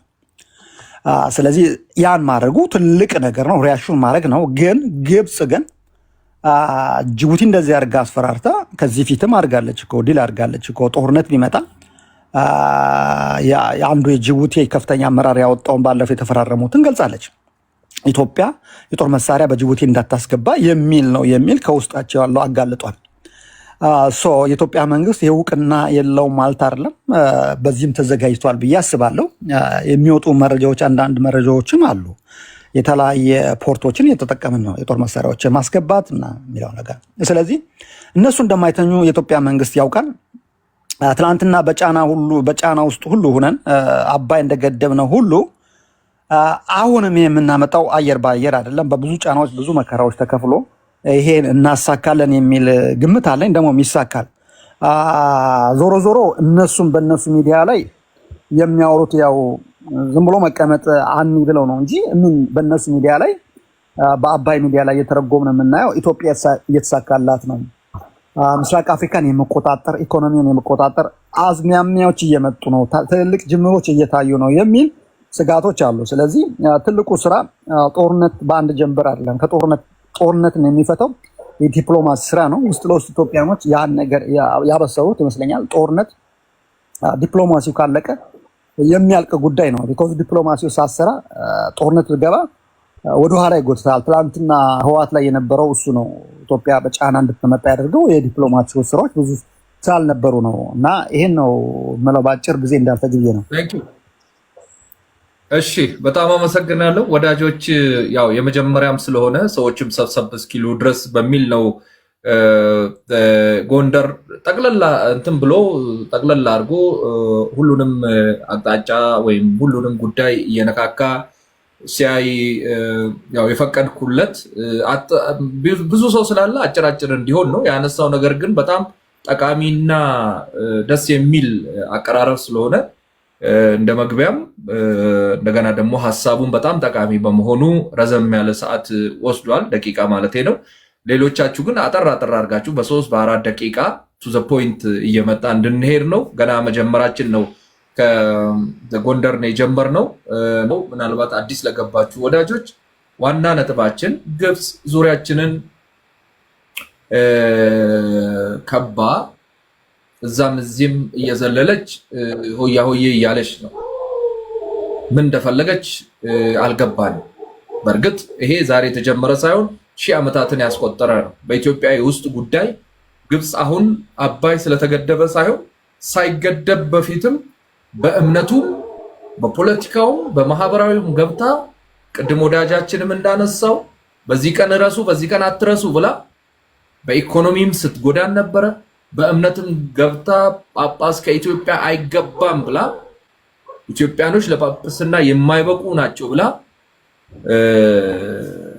ብዙ በእምነቱም ጫና ስታረግ ነበር። አሁን ደግሞ በዘመናዊ ፖለቲካ ኢትዮጵያ ምንም አይነት ከዚህ ከእንትኑም ውጪ ማለቴ ነው ከምንድነው የሚባለው ብሩክ ማይኩን ለምን ሚውት አታረግም?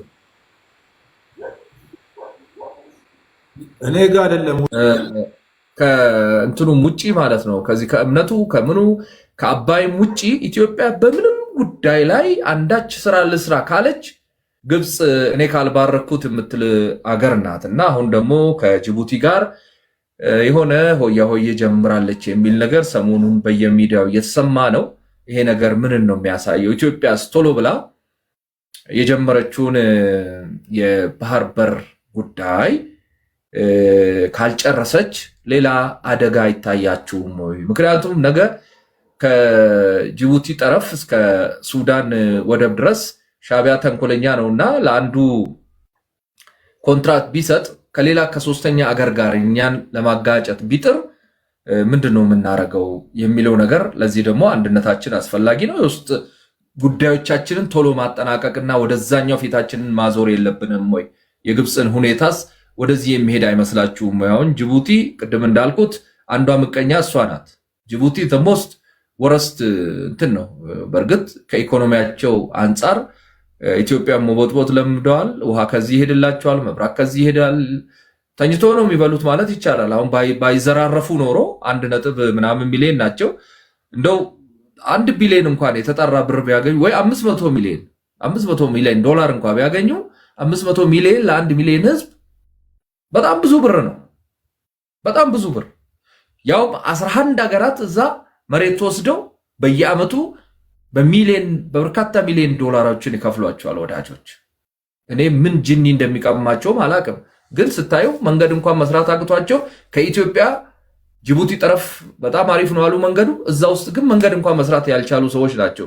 እስከ ባህር እስከ ወደቡ ድረስ የኛ ሹፌሮች ከባድ ችግር ውስጥ ነው ሁሌም የሚያልፉ እና ትኩረታችን ስለ ግብጽ ነው። የግብጽ ወደ ጅቡቲ መጣች መባል፣ በሌላ መንገድ ደግሞ ታጣቂዎችን እዛም እዚህም መርዳት፣ በተለይ ሻዕቢያን ወዴት ሊወስደን ይችላል? ምንድነው የኢትዮጵያ እርምጃ መውሰድ ያለበት ማነው መሆን ያለበት ከዚህ ቀጥሎ የሚለውን እየተወያየን እንሄዳለን። ሉባባ ዌልካም፣ እንደምነሽ? ደህና ነሽ ወይ? ቴንኪዩ ለሼሩም ለሁሉም ነገር።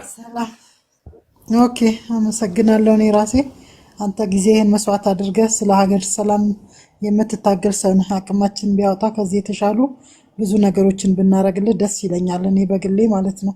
ይሰማል ድምጼ? በደንብ ይሰማል። ሉባባ ቴንኪዩ። ኦኬ ግብጽ በዙሪያችን ትሄዳለች። በዙሪያችን የምትሄድበት የኢኮኖሚ ጥቅም ጉዳይ ላይ ነች። ግብጽ እኮ ከኢኮኖሚ ውጪ ከኛ ጋር የሚያገናኛት ምንም ችግር የለም። ኢኮኖሚዋን ለማዳበር ነው።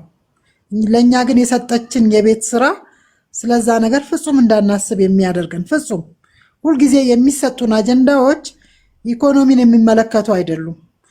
የሚደራጁም ሰዎች ከኢኮኖሚ ጋር የተገናኘ ነገር የሚነግሩን ነገር የለም። ከሀገር ኢኮኖሚ ከህዝብ ጥቅም አኳያ ድህነትን የሚመለከት ነገር የለውም። ትግላችን በአጠቃላይ ማለት ነው። ይሄ ደግሞ የተሰጠን አጀንዳ ነው። ከዚህ ጥሰን መውጣት አልቻልንም በፍጹም። ይሄ እንግዲህ እኔ ግራ ይገባኛል። ምናልባት ራሳችንን ከጣሊያን ነፃ ካወጣን በኋላ ሌላ ነገር አያስፈልገንም፣ ያንን ጀግንነት እየሰበክን እንድንኖር ብቻ የተገደድን ነው የሚመስለኝ። በቃ ትልቁ ጀግንነታችን አንገዛም ባዮች ነን ነው። ግን አሁን በቀኝ እጅ እየተገዛን ነው ያለ ነው። በየሀገር እየተሰደድን ራሳችንን ህይወታችንን ለማሸነፍ እየታገልን ያለን ህዝቦች ነን። ግን ሀብቱ ሁሉ በእጃችን አለ። እኛ መሰደድ ሳይሆን የሚሰደድ መቀበል የምንችል ህዝቦች ነን፣ በተፈጥሮ ሀብት ማለት ነው። ምንም የጎደለብን ነገር የለም። ይህንን እንዳንጠቀም ያደረገችው እሷ ደግሞ ለግል ጥቅሟ ነው። ይሄ በፖለቲካ ጉዳይ ከኛ የተሻለ እውቀት እንዳላት ነው ለኔ የምረዳው ማለት ነው። ይህንን እኛ በየጊዜው በኢኮኖሚ ላይ ትኩረት ያደረገ ፖለቲካ መስራት አለብን። መንግስታችንም ያንን ነገር ላይ ነው ትኩረት ማድረግ ያለበት። በየመንደሩ የሚሰጠንን አጀንዳ አድርገን ያንን ምላሽ በመስጠት ቢዚ መሆን ያለብን አይመስል መንግስት። እኔ ለዛ ነው ግለሰቦች በመንደር አጀንዳ ውስጥ እኛ እንበቃለን፣ መንግስት በኢኮኖሚው ላይ ትኩረት አድርጎ ይስራ፣ ይረጋጋ የምለው ሁልጊዜ ያንን ነው። እኔ ሁልጊዜ ማለት ነው ለመንደሩ አጀንዳ ከስራ ውጭ የሆኑ ሰዎች እንበቃለን የሚል ሀሳብ ነው ያለኝ እና የኢኮኖሚውን ጉዳይ ገና አልነካ ነው። እኛ እነሱ በኢኮኖሚ ላይ ነው እድሜያቸውን ሙሉ የጨረሱ ያሉት። ይሄ ደግሞ ብቃትን ነው እውቀትን ነው የሚያሳየን። እኛም አሁን የጦር ጀብደኝነታችንን ትተን ዛሬ ዓለም ወደምትፎካከርበት የኢኮኖሚ ፉክክር ውስጥ የምንገባበትን ነገር ከማን ጋር ሰላማዊ ግንኙነት ማድረግ አለብን፣ ከጎረቤት ሀገር ጋር ምን ማድረግ አለብን። አሁን ከኢሳያስ ጋር ላደረገው ሰላማዊ ጥምረት ምን ሲባል እንደነበር ቀለበት አደረገ። እንደዚህ አይነት ፖለቲካ በጣም ውዳቂ የሆነ ፖለቲካ ስንሰማ ያንኑ መልሰን ደግመን የምናወራ ሰዎች አለን። የሚያሳፍር ጥቅማችን ከሆነ ከማንም ጋር መገናኘት መቻል አለብን። ከማንም ጋር ጥምረት መፍጠር መቻል አለበት። የሀገር የኢኮኖሚ ጥቅም ካለው ማለት ነው። እዚህ ላይ ትኩረት አድርገን መነጋገር አለብን ነው ምለው። ባሬንቱ አመሰግናለሁ። መንግስትን እኛ በሌላ ነገሮች ቢዚ የሚያደርጉትን ሰዎች መመከት መቻል አለብን እንደ ህዝብ ስለ ሀገር ጥቅም ሲባል። ቴንክ ዩ። ሰው ድንበር ተሻግሮ እንዲህ ባህር አቋርጦ ለአገሩ ጥቅም ሲል ኢቭን ሌላ ሀገር ወሮ የሌላ ሀገር ፖለቲካ፣ ኢኮኖሚ፣ ማህበራዊ ሁኔታ ውስጥ ገብቶ ይበጠብጣል። እኛ የራሳችንን በራችን ላይ ያለን ነገር እናስተካከል ሲባል ከውስጥ ከውጪ ጫጫታ ውታው ቀላል አይደለም። አሁን ግብጽ ጅቡቲ መጣች ሲባል መቼም የራሱ አሁን ሉባባ እንዳለችው ኢኮኖሚዋን ከዚህ ከውሃ ጋር የተገናኘውን ነገር በቃ ኢትዮጵያን ሰላም በማሳጣት እና ከዚህም በመክበብ የራሴን ህይወት አስቀጥላለሁ። እዚህ ሲበጠበጥ እኛ ጋር የሚመጣ የለም ውሃውንም የሚገድብ እነሱ እኮ የሚፈሩት አሁን ኤሌክትሪኩ ምንም እንደማያመጣባቸው ያውቃሉ። ኤሌክትሪክ እንደሚያመነጭ ያውቃሉ አሁን የአባይ ግድብ። ነገር ግን ይሄ የተኛን ውሃ ወደኋላ ወደ 200 ነው 300 ኪሎ ሜትር የተኛውን ውሃ እድል ካገኙ በቱቦም በምንም አድርገው ወደ እርሻ ይቀይሩታል የሚለው ትልቅ ፍራቻቸው። እኔ አንድ ቀን ሲናገሩ የሰማሁት ዶክተር ጀማል በሽር ወይም ምንድነው የሚለው የሱ ሚዲያ ጠፋብኝ። ያው ታውቁታላችሁ፣ ጀማል በሽር ትርጉም የሚያቀርበው ማለት ነው። በዩቲዩብም አሁን አባይ ሚዲያ ላይ የሚያለው ማለት ነው። ከብቶቻችንን ሁሉ ይቆጥራሉ ግብጾች። ኢትዮጵያ ይህን ያህል ሚሊዮን ከብት አላት፣ በጎች፣ ፍየል፣ ግመል ምን አላት። ስለዚህ ኢትዮጵያ እኮ አባይን አልተጠቀመችም ማለት አንችልም፣ ከብቶቻቸው እየጠጡ ጨርሰውብናል ብለው ትልልቅ እኮ ፕሮፌሰር ዶክተሮቻቸው በቴሌቪዥኖቻቸው በዚህ ዩቲዩብ ምናምን አይደለም በዋና ቴሌቪዥን ሲናገሩ ተርጉሞልናል ዶክተር ጀማል በሽር ወይም ኡስታዝ ጀማል በሽር ማለት ነው። ስለዚህ የዚህን ደረጃ የረቀቁ ናቸው። አሁን ጅቡቲ ሄዱ የተባሉትም ለሰላም እንዳልሆነ ለማንኛችንም ግልጽ ነውና ስለዚህ ወዳጆች በዚህ ዙሪያ ኢትዮጵያኖችስ ምን ማድረግ እንዲሁ እዚህ እንነታረግ እንዲሁ እዚሁ አማራ፣ ኦሮሞ፣ ትግሬ እያልን ሸዋ፣ ወሎ ምናምን እያልን እንነታረክ እንገዳደል? ተማሪ ገለን ጀግና እንባባል? መምህር ገለን ቄስ ሼክ ገለን ጀግና እንባባል? እናቶችን አባቶችን አግተን ጀግና እንባባል? ይሄ ነው ጀግንነት? ወይስ ዙሪያችንን በፈንጂ ጠምዳ የምታገዳድለንን ኢጅፕት በስራ እናሸንፋት? በስራ ጦርነት እንቅጠም አይደለም እያልኩ ያለሁት፣ እሷም አትገጥምም ከኛ ጋር። በስራ አንድ ሆነን የባህር በሩንም መንግስት እንዳለው አስመልሰን ከዛ በኋላ ምንም ግብጽ ወደዚህም ዝር አትልም። የባህር በሩ ቢመለሰው ምንም እዛ አካባቢ የምትመጣበት ምክንያት የለም። ጅቡቲ ጋርም ከመጣች በዚህ በኢንተርናሽናሉ ሌን ይዛ ልትመጣ ትችላለች። ዊ ዶንት ኬር። ጃፓን መጣ የለም እዚህ ጅቡቲ አለች እኮ ጃፓን 20,000 ኪሎ ሜትር አቋርጣ መጣ። አሜሪካ አለች፣ ቻይና አለች 15,000 አሜሪካ። ሶ አሁን የግብጽ አካባቢያችንን ዞር ዞር ማለት የበለጠ በጅቡቲ በኩል መምጣት ምን ምልክት ምን አይነት ኔጋቲቭ ወይም ደግሞ ጥሩ ያልሆነ ምልክት ያሳያቸዋል? ጥሩም ካላችሁ ችግር የለውም እንቀበላለን። ሀያት አለሽ ዌልካም ብያለሁ። ሼር አድርጉ ወዳጆች፣ ሼር እዚህ ላይ ያላችሁም ሼር አድርጉ። ዩቲዩብ ላይ ያላችሁም ሼር አድርጉ። ኮመንት ጻፉ እስቲ ፕሊዝ። እዚህ ላይ ያላችሁም ሼር አድርጉ። ፍላወር የለም እየተባለ ነው። ፍላወር እያወራ እናንተ ሼር አድርጉ ወዳጆች። ቴንኪዩ ፍላወር ምናምን ለምትልኩ ሰዎች በጣም በጣም አመሰግናችኋለሁ። የበለጠ ሰው እንዲያይ ነው፣ ሌላ ነገር አይደለም። በጣም ቴንኪዩ ወዳጆች። ገለቶማ ይቀነለ ቀጥል ጎሳይ። በጣም አመሰግናለሁ ስለተሰጠኝ እድል። አጀንዳውም በጣም ወቅታዊና ዜጋ ሊናገር የሚገባው አጀንዳ ነው። ምክንያቱም መንግስት ሁሉን ነገር መናገር አይችልም። አንተም ቅድም ሜንሽን አድርገሃል። ኢቭን የሆነ ግብጽ ከጅቡቲ ጋር ያደረገችው እንትን እኛ ስጋታችን ነው ብሎ መንግስት መናገር አይችልም። ምክንያቱም ሁለቱም ሉዓላዊ ሀገራት ናቸው። የሁለትዮሽ ግንኙነት የማድረግ መብታቸው የተጠበቀ ስለሆነ በቪየና ኮንቬንሽንም ስለሚል ዜጋ ግን ነቅቶ እንደኛ ትንታግ እስካሁን እየተናገሩ ያሉት ዋንጋሪን ጀምሮ ከጎንደሬው ከአያት ቡኩ ወይ የተናገሩት ሀሳብ በቃ ትንታግ ኢትዮጵያውያን ስላለን የኛ ድምጽ የመንግስትም ድምጽ እንደሆነ መገመት እና እንደዛ ብለን ማሰብ ይሻላል ብዬ ገምታለሁኝ። ፎርዛት ማተር የኢጅፕት እንደዚህ ማማተር ይሄ የሚጠበቅና ሁሌም የኖሩበት ነው። ስለዚህ የፓወር ደግሞ በፓወር ፖለቲክስ ፓወር አሲሜትሪክም ነው ሲሜትሪክም ነው እና ሪሌቲቭም ነው። ትንሽ ሀገር በመሆን ለምሳሌ ጅቡቲ ዋና ከተማውን ጅቡቲ ነው። በቃ የጅቡቲ ከተማ አገር የሆነችበት ነው። ቫቲካን ከተማም ናት አገርም ናት። ገብቷል አይደለም? ትንሽ ናት ግን ስትራቴጂካሊ ሪሌቲቭ ፓወር ሪሌቲቭ ስለሆነ የተሻለ እንትን አላት። የጅቡቲ እዚህ ላይ ሪከመንድ የማደርገው ሁሉም እዚህ ቤተሰብ እዚህ ውስጥ ያላችሁ እንትኖች ታዳሚያን እስካሁን ቆንጆ እየሄደ ነው። የዶክተር በለጠ በላቸው መጽሐፍ አንድ መጽሐፍ ብታነቡ በጣም ሪከመንድ አደርጋለሁ።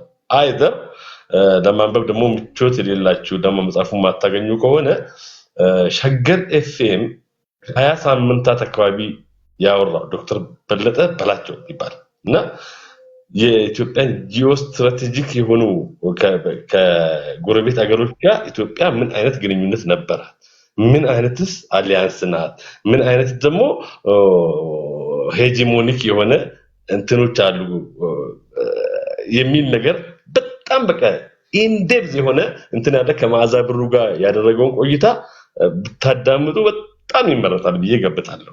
ከዚህ አንፃር ይሄንን መነሻ በማድረግ የጅቡቲ ስናነሳ ጅቡቲ ታሪካዊ አመጣጡ ሳይሆን አሁን ያለውን ነባራዊ ሁኔታ ማንሳት ስላለብን ነው። እንዳያልቅ ተደርጎ ስለተጀመረ ብድም በወያኔ ጊዜ ጭቅጭቅ አልነበረ። መንግስት ደግሞ የተጀመረው ነገር ትክክል ነው ብሎ ጨርሶታል። ያ ማለት ምን ማለት ነው? ስምምነት ፈርሞ የገባው የጣና በለስ ፕሮጀክትን አስቆማለሁ ብሎ ተገዝቶ ፈርሞ ነው የገባው። ያ ያለቀው የጣና በለስ ፕሮጀክት ምን ያህል ሄክታር እንደሚያለማ ምን ያህል የአባይን ውሃ ኮንሱም እንደሚያደርግ ኤቭሪባዲ ኖስ። አሁንም ስለ አባይ ግድብ ኢትዮጵያ በተለይ ከለውጥ ወደዚህ እንትኑ ግድቡ ከሞቱ ሲነሳ ግብጾች መጫጫህ የጀመሩት ለዛ ነው። በመለስ ጊዜ ምንም ጭቅጭቅ አልነበረም። አባይ ብዙም ጭቅጭቅ አልነበረም። ያው የስሙላ ነገር ምክንያቱም እሱ ፈልጎት አይደለም። ወያኔ እንደዚህ አይነት አገራዊ ጥቅም ያለው ፕሮጀክት አስቦ ስለማይጀምር ፕሮጀክቱ የተጠናው በአፄ ኃይለ ሥላሴ ዘመነ መንግስት ነው። አሁን ቀጥታ መደረግ ያለበት ይሄ አሁን የሰሞኑ ይሄ የመረጃው ምንጭ ደግሞ ማን ነው? ካፒታል ነው። ካፒታልና ሪፖርተር ጋዜጣዎች ወያኔዎች ናቸው ባይዘው እና የመረጃውንም በደንብ ማጣራት ይፈልጋል። አይሆንም በሚል ስሜት አይደለም፣ ሊሆን ይችላል። ያንን ካፒታላይዝ አድርጎ ደግሞ ያወጡት ደግሞ ካፒታል ጋዜጣ ነው ዛሬ እንደዛ ያወጣው። ያንን ነገር ደግሞ ተቀብሎ ሲያራግቡትን የነበሩት እነማን ናቸው? እነ ጀዋር እነማን ናቸው ማለት ነው። ይሄ መንግስት አያውቅም በሚል ስሌት አይደለም። እኛ ግን እንደ ዜጋ ግን ነቅተን መጠበቅ አለብን። ሌላ መደራደሪያ አቅም ያስፈልገናል።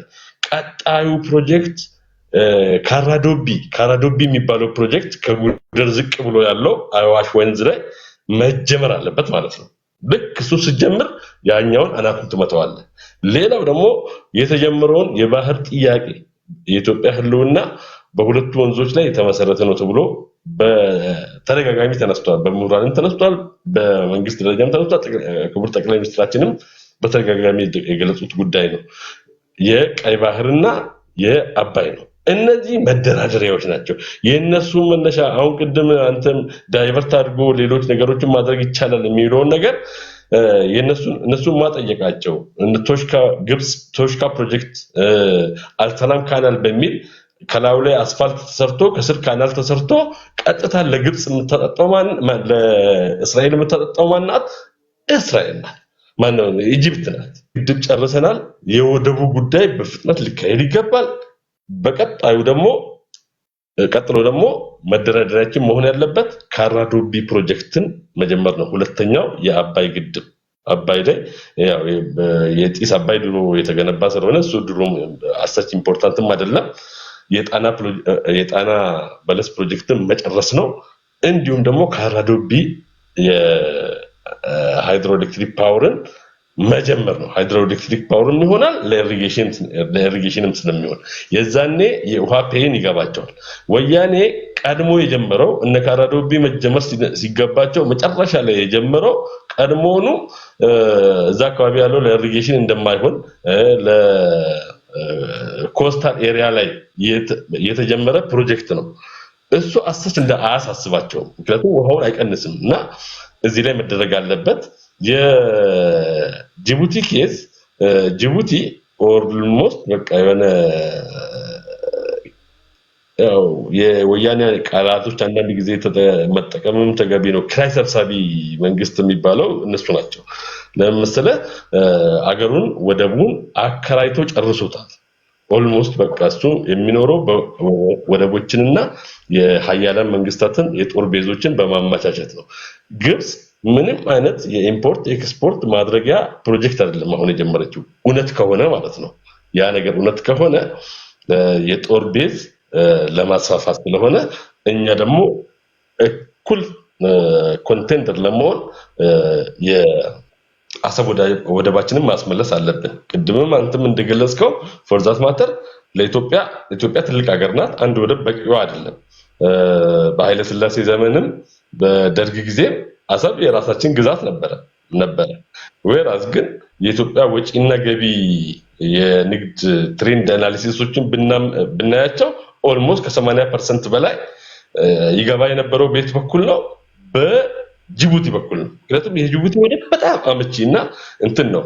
የአሰብ ወደብ ግን በአንጻራዊነት አሁን ለሴኩሪቲው ኬስ ካልሆነ በስተቀር የኢኮኖሚ ፋይዳው አሰች እንትን አይደለም። ምክንያቱም ወደቡ ሻሎ ነው። ወደቡ የውሃው ጥልቀት ትልልቅ መርከቦችን ማስተናገድ የማይችል እንደዛ ነገር ነው። ወይራስ ግን ለትልቁ ነገር የምንፈልገው ለናቫል ቤዛችን ስለሆነ ያንን ነገር በዛ በኩል ማስኬድ ይገባናል የሚል ነው። ሜቢ ካላረዘብኩ የሶማሌ ኬዝንም ማንሳት ይቻላል። ለምሳሌ በሶማሌ ሰላም አስከባሪ ምናምን ገባ ምናምን የግብጽ ወታደር ገባ። ኢትዮጵያ እሷ የምትፈልገው ኢትዮጵያ የምትዳከምበት ነው። የአሁኑ ግን የተናበበ እንደሆነ ግን ማወቅ ይገባናል። ያ ማለት ምን የሀገር ውስጥ ባንዳው በየሰፈሩ ሽፍታ ታጥቆ የሚረብሽበት የሀገር ውስጣዊ አንድነታችን ደግሞ እኛ በሰፈር ስንነታረክ ብሔራዊ ጥቅማችን ላይ እንዳነተኩር የሚደረግ የአጀንዳ ዳይቨርሽን ኬዝ መሆኑን አውቀን እዛ ላይ መረባረብ ይገባናል። በናሽናል ኢንተረስታችን አንድ ላይ መቆም ይገባናል የሚል ሐሳብ ነው ያለኝ። በጣም ይቅርታ። በጣም አመሰግናለሁ ጎሳዬ። በጣም ጥሩ ሐሳብ ነው ያነሳኸው። ሬድሲ አለ ሼር አድርጎ ወዳጆች ሁላችሁም አንዴ ታብታብ አድርጉ። 30,000 ይግባ። ላይኩን 30,000 ያስገቡ ወዳጆች። አንዴ ሁላችሁም ለአንድ ደቂቃ በደንብ መጋበዝ እንችላለን፣ የበለጠ ሰው እንዲመለከተን። ከላይ 170-80 ሰው ወጣ ገባ ይላል። ከታች ደግሞ ወደ 700-800 ሰው አፕ ኤንድ ዳውን አለ። እንትን ላይ ቪወርስ ላይ ቁጭ ብሎ የሚያዩን አሉ ውስጥ ሳይገቡ። አሁን ቀጥታ ውስጥ ገብተው የሚወያዩት ያው እዚህ ላይ የምታዩት 75-80 ሰው ነው። እናንተ ሼር አድርጉ። ፍላወር ካላችሁ ኮፒ ሊንክ ሼር አድርጉ። ቴንክ ዩ ቲም ዩኒቨርስ። በጣም በቃ እንደዚህ ያው ለሁሉም እንደዚህ ስታደርጉ ጥሩ ነው የሚመጣው። ቴንክ ዩ በጣም አመሰግናለሁኝ። ገለቶ ወንድሞች እንዴት ናችሁ? ሁላችሁ ቀጥል። እኔ ብዙ አላበዛም፣ በተወሰኑ ነጥቦች ላይ አወራለሁ። እናንተ እያወራችሁ ያለውን እየተከታተልን ስለነበረ ለእናንተም ግብአት የሚሆኑ ያው በቦታው ስላለን ጅቡቲንም ኤርትራንም በተመለከተ በቅርበት በጉዳዩ ላይ ስላለን አንዳንድ ሀሳቦችን ለመስጠት እሞክራለሁ። ሀገራችን ኢትዮጵያ እናንተ እንዳነሳችሁት ባለፉ ዘመናት በአባቶች ጊዜ በእምነት ሽፋን ግብጾች ምን ያህል ጫና እንደሚያደርጉና አሁንም ያ እንዳልተቋረጠ በዛ ዙሪያ ነው እኔ ለመናገር የምፈልገው። ምናልባት ታውቃላችሁ ሁላችንም ሃይማኖት ወይም እምነት ስሱ ብልታችን ነው። ያ ሲነካ ሁላችንም በቀላሉ ለዛ ጉዳይ ትኩረት ሰጥተን ህይወታችን ሁሉ እስከ መስጠት ወደሚለው ነገር ስለምንሄድ እነሱ ይሄን ያውቁታል።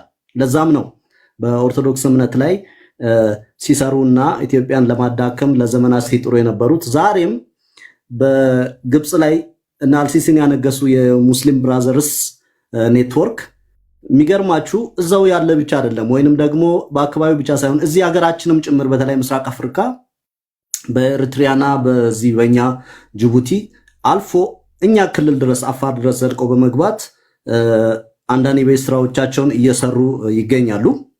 ምክንያቱም በእምነት ስትመጣበት ሰው ደካማ ነው፣ በቀላሉ የመቀበል የመስማት ያንን ሐሳብ የማስተናገድ እንትኑ ሰፊ ስለሆነ ያንን ጥረታቸውን ዛሬም እያደረጉ ነው።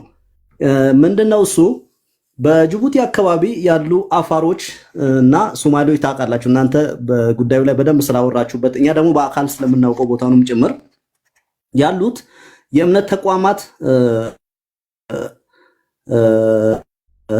70 ከዛ በላይ ፐርሰንት በግብጾች ወይንም በአረቦች እገዛ ስር ያለ ነው ማለት የእምነት አስተምሮት ባሻገር እምነት አስተምሮትን አንጠላም፣ እስልምናችንን የሚሰብኩ የሚያስተምሩትን አንጠላም አንቃወምም። ግን ከዛ ባሻገር ውስጥ ላይ የሆነ የተደበቀ አንድ ዓላማ እንዳላቸው ያሳያል። ምክንያቱም ኡስታዞቻቸው የእምነት አስተማሪዎቻቸው ሁል ጊዜ በሚያነሱበት ኮቲሽን ላይ ኢትዮጵያ የሚባል ነገር ይነሳል።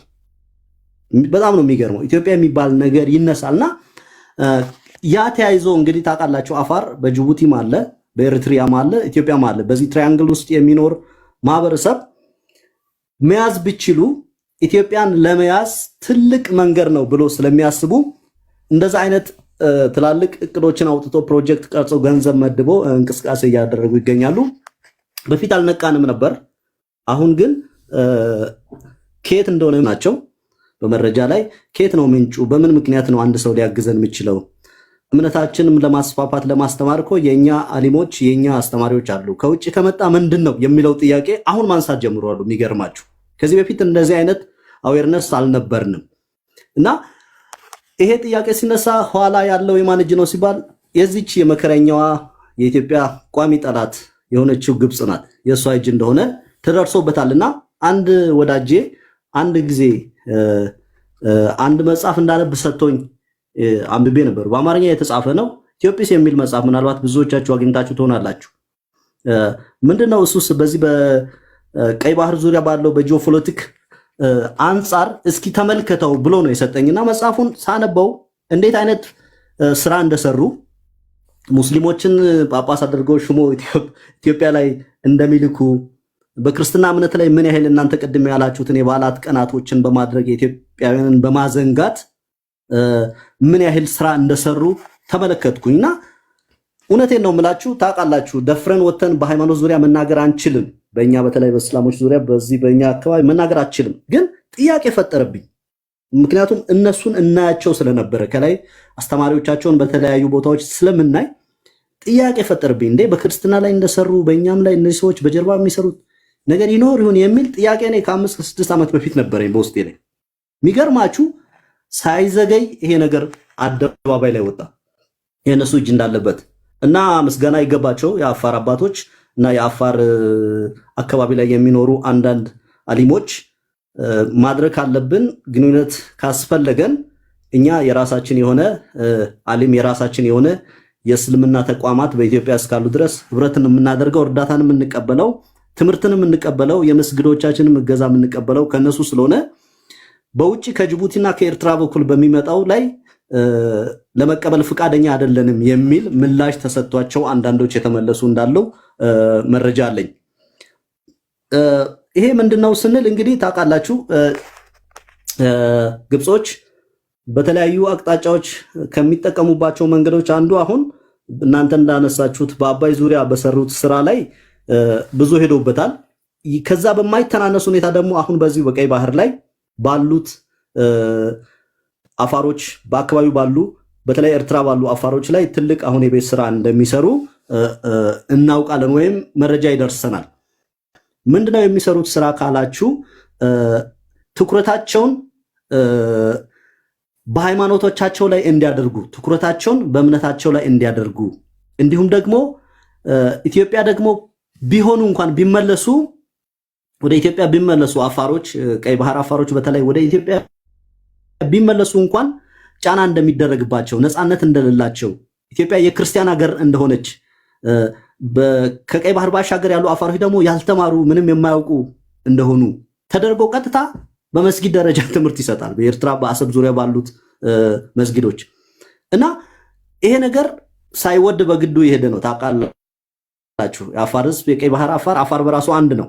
ግን ሳይወድ በወያኔና በሻቢያ ስምምነት ሳይስማማ ራሱ ባላመነበት ጉዳይ ራሱ ባልወሰነበት በመሪዎቹ ባልተወከለበት በሻዕቢያና በወያኔ ስምምነት ብቻ ተገንጥሎ ኤርትራዊ ተብሎ የተጠራ ህዝብ ነው አፋር፣ በቀይ ባህር የሚኖር አፋር።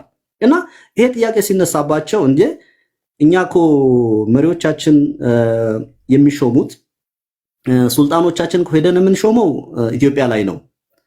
እኛ አፋሮችን መለየት አንችልም። ምክንያቱም አንድ ህዝብ ነን፣ አንድ ቋንቋ ነው የምናወራው። አንድ ጎሳ እዚህ ካለ አንድ ጎሳ አሳይታ አለ፣ አንድ ጎሳ ሌላ አፋር ክልል አዋሽ ላይ ይኖራል። አንድ ጎሳ ደግሞ ተመሳሳይ ጎሳ እዚሁ ቀይ ባህር ላይ ይኖራል። ስለዚህ ይሄ ሐሳብ አይስማማንም የሚል ሐሳብ ይነሳል። እዛ ላይ በሚነሳበት ጊዜ ኢሚዲየትሊ ምንድን ነው ያደረገው የኢሳያስ መንግስት? እነዚህ አይነት ሐሳብ የሚያነሱትን መልቀምና ወደ ሰዋ ማጎሪያ መውሰድ፣ ይሄን ነበር የጀመረው። እና በጣም ጥሩ እንቅስቃሴ የሚያደርጉ ኢትዮጵያዊነት ልብ ያላቸው ሳይፈልጉ ወደዛ እንደተወሰዱ የሚያወሩትን ትንሽ የተማሩ ትንሽ ነቁ የሚባሉትን አፋሮችን የሱ ነው የራቀው ትንሽ ቅሞ በሙሉ አስነሳቸውና ብዙ ነገር መረዳት የማይችሉትን በአንዳንድ ነገር በጥቅም የተያዙትን ነው የሾማቸው። አሁን ትንሽ ተቋረጠ መሰለኝ በመሀል እሱ እየተሰማው አይደለም። ተሰማለው። ቀጥል። አሁን ቀጥል። እየተቋረጠ ነው። ሰብሰብ አድርግልኝ። ተቋረጠ። አይሰማም። አሁን ጥሩ ነው። ሰብሰብ አድርግልኝ። ኦኬ፣ አሁን ይሰማል። ኦኬ። እና በዚህ አይነት ሁኔታ በተነሳው ሐሳብ ላይ ያልተስማሙት በእንደዛ አይነት ጫና ውስጥ ሲሆኑ፣ አሁን ግን አንድ የመጣ አንድ እውነተኛ የሆነ ነገር ልነግራችሁ ፈልጋለሁ። መጨረሻ ላይ እናንተ ሐሳብ ግብአት ይሆናል። አንድ የተሆነበት ሁኔታ ምን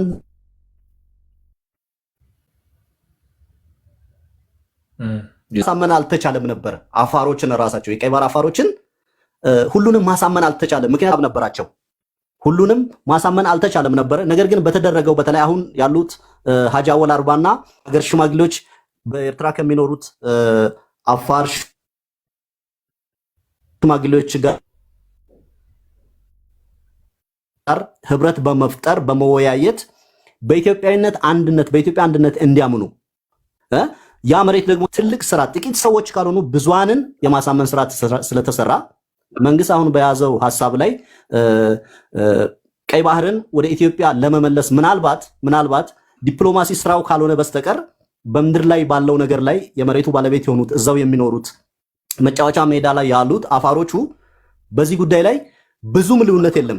እንደ በፊቱ አይደለም። በጣም በመተማመን ብዙዎቹ ሐሳቡን በመቀበል ሂደት ውስጥ ይገኛሉና ጥሩ ሁኔታዎች አሉ። ስለዚህ ግብጾች በክርስትና ላይ ብቻ አይደለም በእስልምናም ላይ የሰሩት ተንኮልና ደባ ስላለ ያው ሐሳባቸውን በቀላሉ ሊሸውዱን እንደማይችሉ አረጋግጠናልና በአፋሮች በኩል ምንም ሐሳብ አይግባችሁ። ምናልባት ኔትወርክ የኔ ጥሩ ስላልሆነ ከተሰማሁኝ ይላለሁ። ቴንኪዩ በጣም አመሰግናለሁ። 99.9% ሰምተናል። አንድ ቃል ወይ ሁለት ቃል በመሃል ቢያመልጠን ነው ወደ መጨረሻው አካባቢ።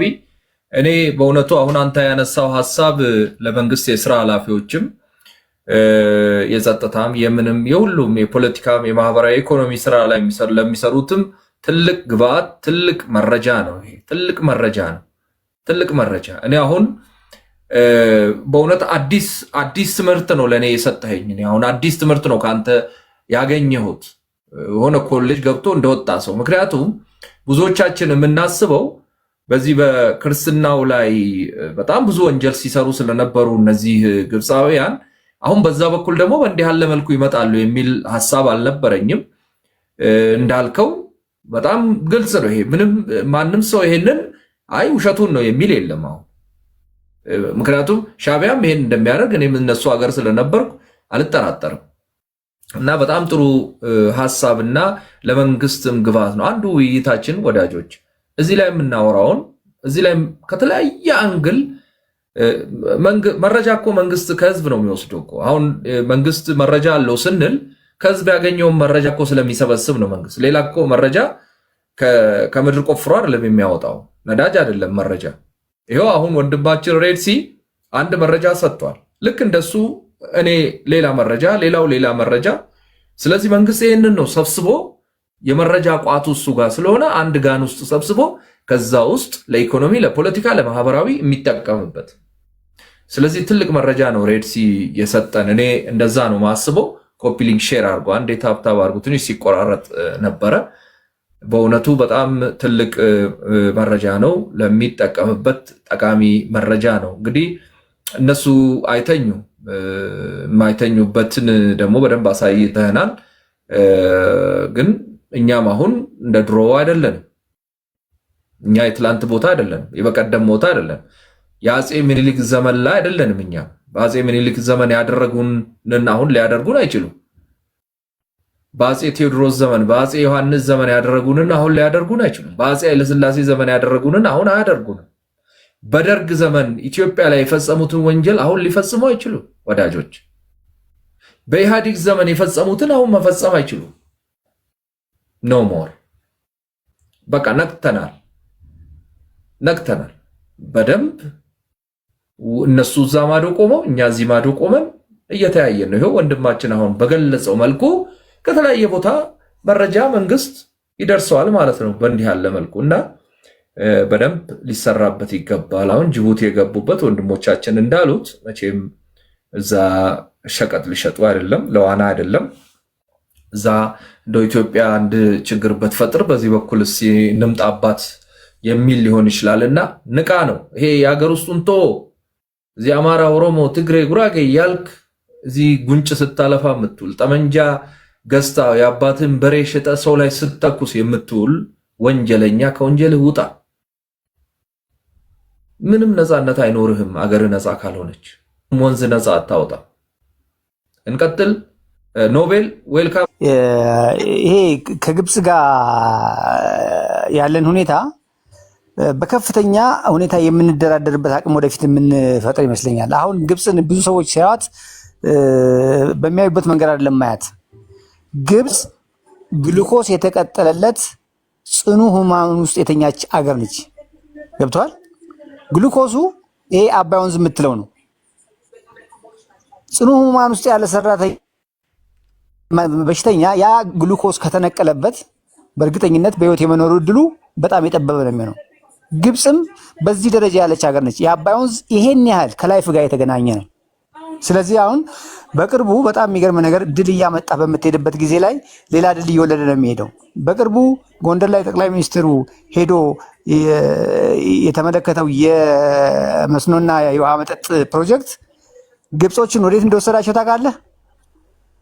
የህዳሴው ግድብ ውሃ የሚጠቀም አይደለም፣ ይሄ የሚጎዳን አልነበረም። አሁን ወደ እርሻ ሄዶ የሚጠጣው ውሃ የሚጠጣ ፕሮጀክት እየመጣብን ነው። ስለዚህ ሙሉ በሙሉ የህዳሴ ግድብ ጎጂ አይደለም ወደሚል ነገር ወስዳቸዋል። የኛ ፕሮጀክት ማለት ነው። ሌላ ፕሮጀክት በምንወስድበት ጊዜ ወደፊት የሚፈጠረውን የውሃ እጥረትን ከግምት ውስጥ በማስገባት የኢትዮጵያ ተጽዕኖ ከምን ጊዜውም በላይ ውጤታማ የሚሆንበት ይሆናል። እጅ የመጠምዘዝ አቅሟን ያሳደግላታል ማለት ነው። አሁን እንትን ላይ ላንሳለህ የውሃን ቬሪ ኢምፖርታንትነት እንደ አንድ ምሳሌ ልስጥህ። ሰሞኑን ኢራኖች የውሃ እጥረት አጋጥሟቸዋል። ግድባቸው ካለው ሌቭል ወደ 3 ሜትር ነው፣ ወደ 3 ሜትር ከምናምን ቀንሶ በጣም እጥረት ውስጥ ነው ያሉት እና እንደ አማራጭ የወሰዱት ነገር በጣም የሚገርም ከተማውን ለቃችሁ ውጡ የሚል አማራጭ ወስደዋል። ተመልከት እንግዲህ የውሃ እጥረት የውሃ ችግር ቤትህን ጥለህ ወደ ሌላ ቦታ እስከ መሰደድ የሚያስደርስ እነሱ እንግዲህ እንደ መፍትሄ የወሰዱት ማለት ነው። የሚያስደርስ ችግር የሚፈጥር ነው ማለት ነው እና በእርግጠኝነት በድል ላይ ድል እየተቀዳጀን በምንሄድበት ሰዓት ላይ የግብፅ ጉዳይ እዳው ገብስ እንደሚሆን እገምታለሁ። እኛም እንግዲህ የውሃውን ፌር ሼር በደንብ ጠንክረን ካስከበርን በእርግጠኝነት በሱዳንም አድርገን በሌላም አድርገን ወደ ሳውዲ አረቢያም ብለው ወደ ሌላ ሀገር ነዳጅ እንደሚሸጥ የሚሸጥበት ጊዜ ይመጣል። አመሰግናለሁ። ጨርሻለሁ። ቴንኪው በጣም ያለውኝ እኔ እዚህ ድረስ ነው ማሰብ መቻል ያለብን። ሰው ያለውን ነው የሚሸጠው።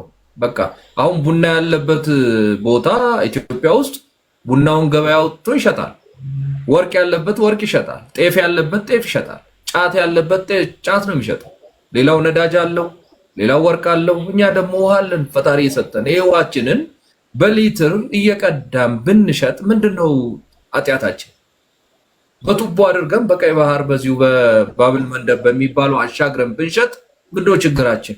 ከሳቬሪያ እኮ ራሽያ ጋዝ ያውም በጣም አስቸጋሪ ነው። ጋዝ ማጓጓዝ በጣም አስቸጋሪ ነው። ይፈነዳል። በጣም ሪስክ ያለው አካባቢ ይበክላል። ውሃችንን እኛ በዚች በሬድሲ ከኢትዮጵያ አሁን ካለንበት 40 እና 30 በማይሞላ ኪሎ ሜትር ወደ የመን ወደ ሳውዲ አረቢያ ብንገፋው እና ብንሸጥ ጣጣያታችን እዚህ ድረስ ነው ማሰብ ወዳጆች። ስለዚህ ግብጽ እንዲያውም ኢትዮጵያኖች ሆይ እስካሁን ምን ትሰራላችሁ እንዴ? ከቀይ ባህር ርቃችሁ ቁጭ አላችሁ? የወደቡ እንትን ምንድነው ይሄ ባህር በሩ እኮ ይጠቅማችኋል፣ ያስፈልጋችሁ። ለምን ክራይ ትከፍላላችሁ? ኑ እኔ እንደውም እንትኑን ክሬንና መኪና የምታቆሙበትን መርከቡ የሚቆሙበትን እኔ ነኝ ጠርጌ ምን ብዬ አስተካክዬ ወደቡን እምሰጣችሁ እስክትል ድረስ ነው ስራ መስራት ያለብን ወዳጆች። እኔ እንደዛ ነው ማስቡ። እሱ ምንድነው የአባይን ቧንቧ አሁን እጃችን ላይ ነው ያለው። እንትኑ መክፈቻ ቆጣሪውን በማላላት በማጥበቅ ወዳጅነት በዛ በኩል እንዲፈጠር ማድረግ ይቻላል። እንዴ ድፍረት እኮ ነው ግብጽ በጅቡቲ በኩል መምጣት ሞስት ድፍረት ነው። የድፍረት ሁሉ ጥግ ነው። እጃችን ላይ ፈንጂ ታጥቀን እያለን እንዴት አንድ የሆነ በቃ ምንም ቢምቢ እንደ ቢምቢ ነው ቆጥሮ ነው ያሁን ፍሊቲ ይዛችሁ ቢምቢ አይናችሁን ካልነደፍኩ ስትል ቴንክ ዩ አቤድሪም አለ ወዳጆች ኮፒ ሊንክ ሼር አድርጉ።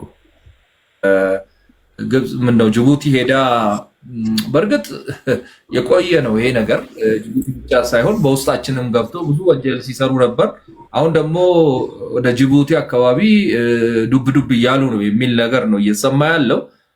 የሆነ ሆኖ አጠቃላይ የዚህን እንቅስቃሴና እነሱ የፈለፈሏቸው እንደነ ሻዕቢያ ያሉ ከዛ መለስም የልጅ ልጆቻቸው የሆኑ አሉ እዚህም ታጣቂዎች በግለሰብ ደረጃም በአውሮፓ በአሜሪካ የሚኖሩ ኢትዮጵያኖችን ገዝተው ኢትዮጵያኖች ነው ለማለትም ትንሽ አንዳንድ ያሳፍራል፣ ግን ግድ ስለሆነ እንጠራቸዋለን።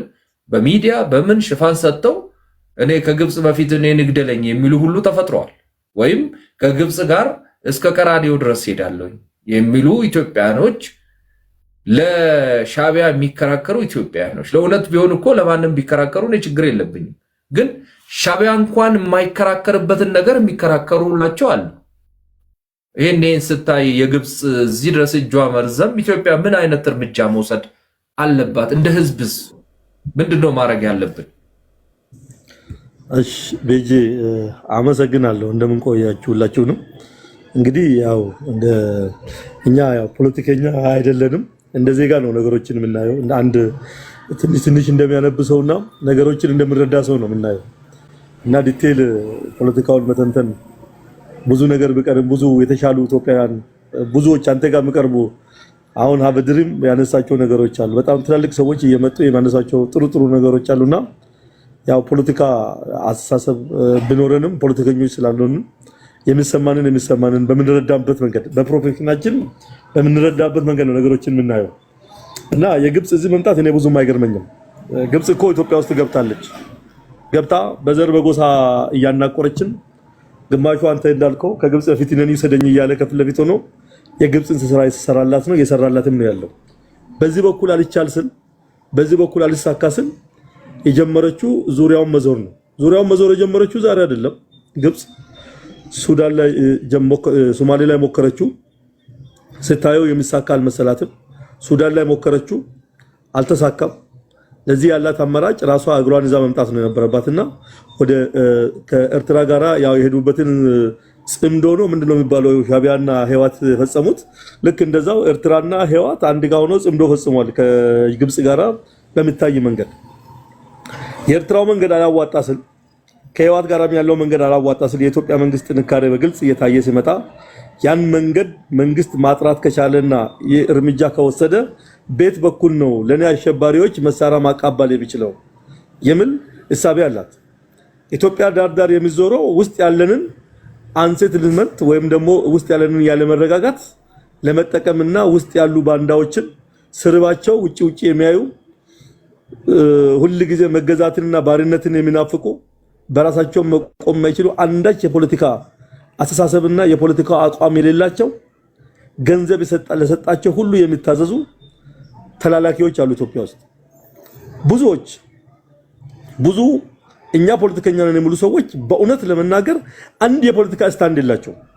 እኔ በጣም የሚገርመኝ ነገር ወደ ዋናው ነገር መጣለውና አቶ ልደቱ አያሌው በኢህአዴግ ምክር ቤት ውስጥ ያለ የወደብ ጉዳይ ዋና ጥያቄው ነበር። በጣም ዋናው ጥያቄ እንግዲህ ብዙ ስፒቾችን ማውጣት እንችላለን፣ ዩቲዩብ ላይ አለ። ምክር ቤት ላይ ሆኖ ሲታገልለት ከነበረው አቋም አንዱ ሁላችንም ስናጨበጭብለት ከነበረው ነገር አንዱ የወደብ ጥያቄ ነበር። ዛሬ ላይ የወደብ ጥያቄ ተገቢ አይደለም ብሎ ስሉ የፖለቲካ ስታንድ የላቸውም ማለት ነው። ገባ? የፖለቲካ ስታንድ ቢኖራቸው መንግስትን መቃወም ሌላ ነው፣ የራሴ ስታንድ በሌላ በኩል ደግሞ ሲሳካ ለዓላማው መደገፍ፣ መንግስትን በአቋም መደገፍ መቃወም ትችላለህ። ነገር ግን የሚሰሩ ስራዎችን በዚህ ልክ መቃወም ከጀመርክ አንተ ቀድመህም የፖለቲካ አቋም አልነበረህም ማለት ነው። ህዝብህን ከጎን ለማሰለፍ ነው እንጂ ምንም አይነት ስታንድ እንዳልነበረ ያሳያል። ብዙዎቹ ይሄ ነበር አስተሳሰባቸው። ዛሬ ከግብጽ ጎን ከግብጽ ጋር ነን፣ እኛ ከሶማሌ ጋር ነን ትላንት ሲሉ ነበሩ። ዛሬ ደግሞ ከሻቢያ ጋር ነን እያሉ የሚያጨበጭቡ እዚህም ከታች የሚጽፉ ሰዎች አሉ። አገር ሰላም ሳትሆን አገር ሳትረጋጋ የወደብ ጉዳይ የምናምን ጉዳይ ያሉ ከታች የሚጽፉ ሰዎች ኮሜንት እያነበብኩ ነበርና በጣም ብዙ ሰዎች አሉ። ስለዚህ መንግስትን ለመተቸትና ለመቃወም እንዳለ ሆኖ ነገር ግን መንግስት ያነሳውን አጀንዳ ወደ ጎን ይቶ ከጠላት ጋር መሰለፍ በጣም የሚገርም ነው። እሱ ችግር የለውም። በአጠቃላይ ግን የግብጽ ዙሪያውን መዞር የሚጠብቀው ነገር ነው። ግብጽ በዜጎቿ አፍራለች፣ እንደ መንግስት አፍራለች። ምክንያቱም ብዙ ጊዜ የግብጽ መሪዎች ሲሸልሉ ነው የኖሩት። አባይ ግድብ አይገደብም፣ ውሃ አይሞላም፣ ዘራፍ እርምጃ እንወስዳለን፣ እናስቆማለን፣ እቺ ደሃ ሀገር እቺ ምናምን ያሉ በሚዲያቸው በጣም ሲደሰክሩ ነው የኖሩት። በጣም ብዙ ነገር ሲሉ አንዳች ነገር ማድረግ አልቻሉ። ብዙ የተማመኑባቸው ብዙ ያመኗቸው በአንድ ቀን 24 ሰዓት ውስጥ ቤተመንግስት እንገባለን ያሉ ሰዎች እነሱም የተማመኑባቸው አይደለም ቤተመንግስት ሊገቡ ተመልሶ የወጡበት ቤት መግባት እስኪያቅታቸው ድረስ ጫካ ውስጥ ቀርቷል። ለዚህ ያልተሰቡት ሐሳብ ስላልተሳካ ያላቸው አማራጭ እዚህ ጫፍ ላይ ቁጭ ብለን የሆነ ነገር ካደረግን ነው ሐሳቡ። ከሞከርን ምን አይነት ሙከራ ውስጥ ላለ ጽንፈኛ እየደገፍን ኢትዮጵያ ከዚህ በላይ ካደገች፣ ኢትዮጵያ ከተረጋጋች፣ ኢኮኖሚዋ ሰትልድ ካደረገ፣ በኢኮኖሚ ካደገች፣ በልማት ካደገች ነገ ኢትዮጵያ በአፍሪካ ተጽዕኖ ፈጣሪ ትሆናለች። እሱ ብቻ አይደለም ስጋታቸው። ይሄ የገደቡትን ወንዝ ቁልፉን ያዙትን ወንዝ ኢሪጌሽኑን እያሰፉ ኢኮኖሚ ካገኙ ብዙ ነገሮች የሰሩ የውሃ ፍላጎታችንን ይቀንሱብናል የሚል ስጋት አላቸው። እቺ ሀገር ደሃ ካልሆነች አባይን በአግባቡ መጠቀም አንችልም። እቺ ሀገር የኢኮኖሚም ሆነ የጸጥታ ችግር ካልገጠማት ዛሬ እንደፈለግነው መጠቀም አንችልም። ያን ውሃውን መጠቀም ከጀመሩ እኛ ሌላ ችግር ውስጥ እንገባለን የሚል ስጋት ስላላቸው እንዳንሰራ የጸጥታ ጉዳይ ሁሉ ጊዜ ስጋት ሆኖ ሁሌ እያሰብን እንድንሆን ሀገር ውስጥ በሰላም እንዳንኖር ለማድረግ ይሄንን ፋሲሊቴት ለማድረግ ነው እዚህ አካባቢ የተመጣው። አንድም ይሄ ነው። ሁለተኛው ደግሞ እኔ የሚመስለኝ በዝም እያደረክ እዛ ጋም ዝጋም የሆነች ትናንሽ ድንኳን የዶከንክ ኢትዮጵያን አስጨንቄ የሚፈልገውን አይነት ውል አስፈርማለሁ አይነት ፍላጎት ነው ያለው። ይሄ ኢንተረስት ነው። አንተም ብትወል ልታደርገው የምትችለው ኢንተረስት ነው፣ ግን የሚሳካ ኢንተረስት አይደለም።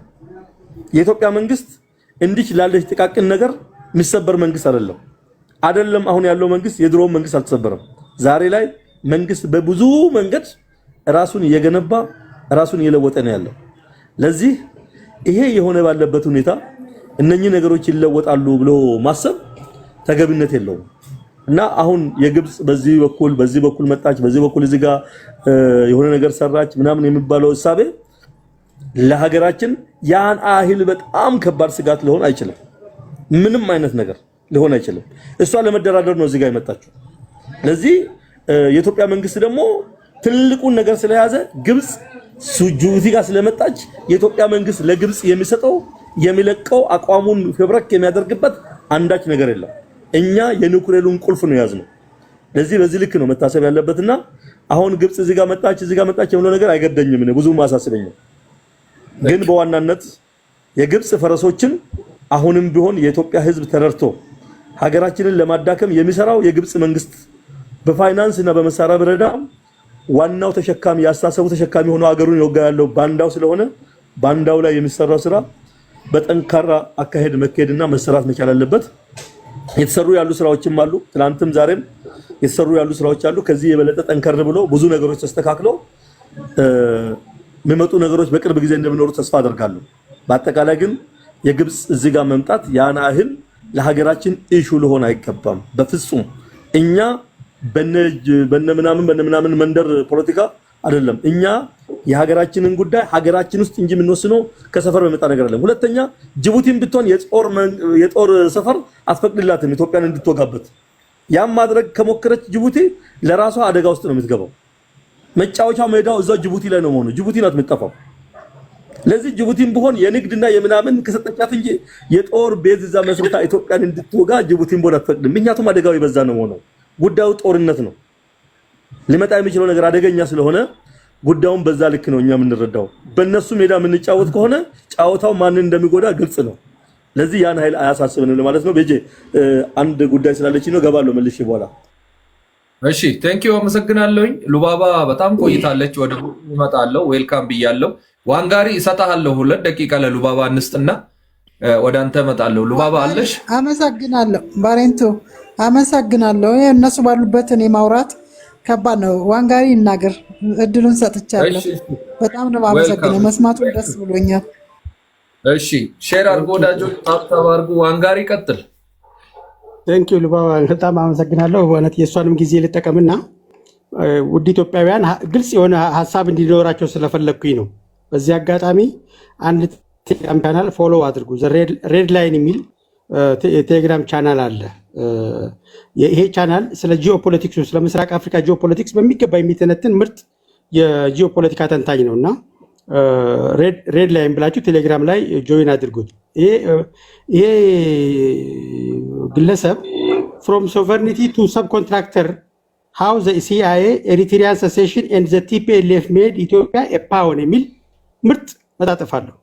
እንዴት ፓውን ማለት የቼዝ ጨዋታ ላይ ወታደሩ ማለት ነው። ለሰው ጥቅም ብሎ የሚሞት ለሰው ጥቅም ተብሎ ራሱን የሚሰዋ እንዴት ኢትዮጵያ ለአንድ ወቅት ተደርጋ የጂኦፖለቲካው ሰብኮንትራክተር ማለት ነፃ ሀገር የነበረች ሶቨሪን ነገር የነበረች እንዴት አድርገው ፓውን እንዳደረጓት በዝርዝር የሚያስቀምጥበት ታሪክ ነው። ዘገባውን ሲጀምር እንግዲህ አሌክሳንደር ዮሐንስ የሚባለው የሬድ ላይን ቴሌግራም ቻናል ባለቤት የጂኦፖለቲካ ምርጥ አናላሲስ ነው። በጣም በሚያስገርም ሁኔታ ለምን እንዴት ነው ይሄ ራሳችንን በራሳችን የመብላት ራሳችንን በራሳችን የማዳከምና እንዴት ከሬድ ሲ እንደተባረርን በቅደም ተከተል አስቀምጦታል። ከ1947 ጀምሮ የታላቁ ሀገር የስለላ ድርጅት ሲቋቋም ምን ስራዎችን ሰራ? በ1949 ሲሪያ ላይ ምን ስራ ሰራ? ለምሳሌ ኦፕሬሽን ስትራግል ብሎ በዛ መጀመሪያውን ኩፕ አድርጎ ሲሪያን ፓይፕላይን የትራንስ አረቢያን ፓይፕላይን ያስፈቀደበትና የተቆጣጠሩበት ሂደትን በሚገባ ያስቀምጣል። እንዴት ኩፕ እንዳደረጉ፣ እንዴት የሀገሪቷን ዲስቴብሊሽን እንደተጠቀሙ ይዘረዝራል። ቀጥሎ በ1952 ላይ ኢጅፕት ላይ ፕሮጀክት ኤፍኤፍ የሚባል ፋትፋከር የሚባል ዘራይዝ ኦፍ የናስር አብደልናስርን እድገትን መነሳትን አስከትሎ እንዴት ያ ፕሮጀክት እኛ ንጉስ አንፈልግም ዊ ፕሪፈርድ ያንግ ናሽናልስ ዊ ኩድ ቶክ ቱ ኖት ኪንግስ ዊ ኩድንት ትረስት መርህ እንዴት አድርገው የግብፅ የሞናርኪ እንደገለበጡና ራሳቸው የፈለጓቸውን ወጣቶች በግብፅ ላይ እንደሾሙ ከዛን ጊዜ ጀምሮ ግብፅ እንዴት አድርጋ የእነሱን ኢንተረስት ታስፈጽም እንደነበረች በአግባቡ ቁልጭ አድርገው ያስቀምጥላቸዋል። በ1953 ደግሞ ኢራን ላይ ኦፕሬሽን አጃክስ ማለት ሳሙና ነው። ሳሙና የሚለውን የተጠቀሙበት ከውስጥ ሆኖ የስቴቱን ስትራክቸር ለነሱ ጥቅም እንዲውል ከውስጥ የሚያጥብላቸው አድርገው የተጠቀሙበት ኦፕሬሽን ነው። እንግዲህ ይሄንን ከተጠቀሙ በኋላ ወደ ኢትዮጵያ ይመጣሉ። ዋናው እዚህ ላይ የተመደቡት ሰውዬ ማይልስ ኮፕላንድ ይባላል። ዘሆርን ኦፍ አፍሪካን ኤክስፐሪመንትን ከ1969 እስከ 1993 ድረስ በምስራቅ አፍሪካ ላይ ምን እንዳደረጉ በተለይ ስለ ኢትዮጵያ በደንብ ይገልጻል። ከኢትዮጵያ ጋር ግጭት ውስጥ የከተታቸውም የነን አላይድ ሶሊዳሪቲ ኢትዮጵያ ኢንዲፐንደንት ነኝ ከማንም ወግንም ፖለቲካው ዛና እዚህ የነበረበት ጊዜ በተለይ ደግሞ ስለ ፓለስቲኒያን እውቅና ስትሰጥ ኢትዮጵያ ኃይለኛ ግጭት ውስጥ ገቡ። ምን አደረጉ? ኢትዮጵያ ላይ ኦፕሬሽን ፕላንቲንግ የሚል የመፈንቅለ መንግስት ስትራቴጂ አወጡ። ችግኝ በመትከል እያስመሰሉ እንዴት አድርገው እዛ የሚገኘውን የነሱን ተቋም እንደተጠቀሙበት ምን ይላል እዚህ ላይ ሪቻርድ ሹዝል የሚባል ዘ ሰክሬት ዋር አጌንስት ኢትዮጵያ በሚለው መጽሐፉ ላይ ቱ አይሶሌት ኢትዮጵያ ፍሮም ዘ ሬድ ሲ ዋን መስት ዲቫይድ ኢት ፍሮም ዊዚን የሚል መርህ እንዳላቸው የዩኤስ ኢንቴሊጀንስ ሜሞራንደም 1947 ላይ በተጨማሪም ዊሊያም ብሉም መጽሐፍ ላይ ኪሊንግ ሆፕ በሚለው መጽሐፍ ላይ ሁለቱ ጸሐፍቶች አጋልጠውታል። ቱ አይሶሌት ኢትዮጵያ ፍሮም ዘ ሬድ ሲ ከዛ ጊዜ ነው የጀመረው። ከ1969 ጊዜ ጀመረ። እንግዲህ በዚህ ጊዜ መጥተው እንዴት አድርገው መንግስቱን እንደጣሉ አጃኑ እንዲወገድ እንዳደረጉ ከዛ እንዴት አድርገው ኢሳያስን ጆይን አድርገው እንዴት አድርገው ኢትዮጵያን ከሬድ ሲ እንዳስቀምጡት በማፕ አድርጎ ያስቀምጣል። አሁን ለምንድነው ኢትዮጵያ ከባህር እንድትርቅ የተደረገችው የምትሉት ሚስጥር የምታገኙት እዚህ ጋር ነው። እዚህ ላይ ግብፅ የተጫወተችው ጨዋታ የራሷን ጥቅም ለማስጠበቅ በግልጽ ትመለከቱታላችሁ። ከዛ ኢትዮጵያ አንደር ዘ ቲፒኤልኤፍ ፍሮም ሪቮሉሽነሪ ፍሮንት ቱ ዘ ኒዮ ኮሎኒያሊስት ሰብ ኮንትራክተር የሚል አንድ ቻፕተር አለችው። በጣም የሚገርም ትንታኔ ነው የሚሰጠው። እንዴት አድርጎ ኢትዮጵያን ያ ድርጅት ኢቭን የእነሱ ጉዳይ አስፈጻሚ እንዳደረጋቸው በደንብ አድርጎ ያስቀምጣል። እንግዲህ እዚህ ጋር ስትረዱት ባጭሩ ሲያስቀምጥ እኛ ኢትዮጵያውያን ገባንም አልገባንም ባጭሩ ከ1910 እስከ 2010 ድረስ ይሄ በአጠቃላይ የዌስተርንስ መጨረሻ ላይ ከ1947 በኋላ ደግሞ ይሄ ቅድም ያልኳቸው ድርጅት እንዴት ኢትዮጵያን ለማዳከም እና ጥገኛ እንድትሆን እንዳደረጋት በተለይም ደግሞ ላንድ ሎክድ እንደሆነች ያስቀምጥና በጣም ሰመራይ ሲያደርገው ምን ይላል ይሄ ጸሐፊ a nation once defined by independence anti-colonial defense and a maritime power was reshaped into a continental enforcer for foreign agendas. Its cost lost, its politics fragmented, and its በሚለው ሰመራይዝ የሚያደርገው መነሻው ይሄንን ታሪክ እንመልከተው። አሁን ይሄንን የባነነ ወጣት መሪ አገኘን። የመደመርን ፖሊሲ የውጭ የፎሪን ፖሊቲክ ተመለካችሁት የማሪታይምን አቅም ካልገነባን ኢትዮጵያን ወደ ኢንዲፐንደንስ አናመጣትም። ነፃ ሆና የራሷን ኢኮኖሚ፣ የራሷን ጥቅም፣ የራሷን ሪሶርስ በራሷ ልጆች መጠቀም አትችልም ብሎ ነው በግልጽ ያስቀመጠው። ለምንድን ነው አብይ የሚባለው ክስ በራሱ ወንድሞች ጭምር አንዴ ኢትዮጵያዊ አይደለም፣ አንዴ ኦሮሞ አይደለም፣ አንዴ አቅም የለውም፣ አንዴ ማስተዳደር አይችልም፣ አንዴ ሰላም ማስጠበቅ አይችልም የሚሉ ክሶች በተደጋጋሚ ለምን እንደሚቀርቡት ብላችሁ ስትፈትሹት ይሄንን የጂኦፖለቲካውን ትንታኔ ትረዱታላችሁ። ይሄ ራሱን ሰውቶ ጠቅላይ ሚኒስትራችን ይህን ጉዳይ ወደፊት አመጣው። ለምን የሬድ ሲ ላይ ይሄንን ጂኦፖለቲካል ተቆጣጠርን ማለት ኢትዮጵያ የቀጠናው የጂኦፖለቲካው አመራር ከወሰደች እኛ እንደምንፈልጋት አንመራትም የሚለው መርህ አሁንም ያለ ነው። ለዛ ነው እዚህና እዚህ የሚያጫውቱ። እዚህ ጋር ልብ የገዙ ኢትዮጵያውያን ከጎኑ መቆም አለባቸው። ዶክተር አብይን አገዛዝ ስለማይመችን አይደለም።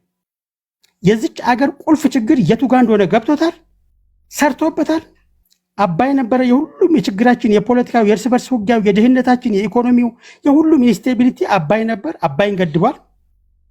ትልቁን ችግሩ ፈተናል። ቀይ ባህር ደግሞ ሁለተኛው ችግራችን ነው። የቀይ ባህርን ስንፈታ ኢትዮጵያ ሙሉ ሉዓላዊት አገር ሆና የራሷን የእድገት እንትን ራሷ ተልማ በነፃነት ኢቭን ለቀጠናው ሰላም በማስጠበቅ ረገድ የራሷን አሉታዊቱ በበጎ ጎኑ ትወጣለች ማለት ነው። ስለዚህ ውድ ኢትዮጵያውያን እዚህ ጋር ልብ ልትሉ ይገባል። ለምንድን ነው ከሬድ ሲ እንድንወገድ የተደረገው? በህገ ወጥ መንገድ ያውም ዩናይትድ ኔሽንስ የአንድ ሀገር ሉዓላዊ መንግስት ሲወድቅ የዛችን አገር ቴሪቶሪያል ኢንቴግሪቲ ማስጠበቅ ግንባር ቀደም ግዴታውና ኃላፊነቱ ሆኖ ፒላር አንደኛው ዋናው ፒላር ነው ለዩናይትድ ኔሽንስ መቆም፣ የአንዲትን አገር ቴሪቶሪያል ኢንቴግሪቲ ማስጠበቅ። ደርግ ሲወድቅ የኢትዮጵያ ቴሪቶሪያል ኢንቴግሪቲ በዩናይትድ ኔሽንስ መርህ መሰረት መጠበቅ ነበረበት። ለምንድን ነው አሯሩጠው ኢትዮጵያን ከቀይ ባህር ያባረሯት? አንደኛ የዩናይትድ ኔሽንስ ሊቀመንበር ወይም ሴክሬታሪ ቡትሮስ ጋሊ ግብፃዊ ነበሩ። ሁለተኛ የአፍሪካ ህብረት ሊቀመንበር ሆስኒ ሙባረክ ነበሩ፣ ግብፃዊ ነበሩ።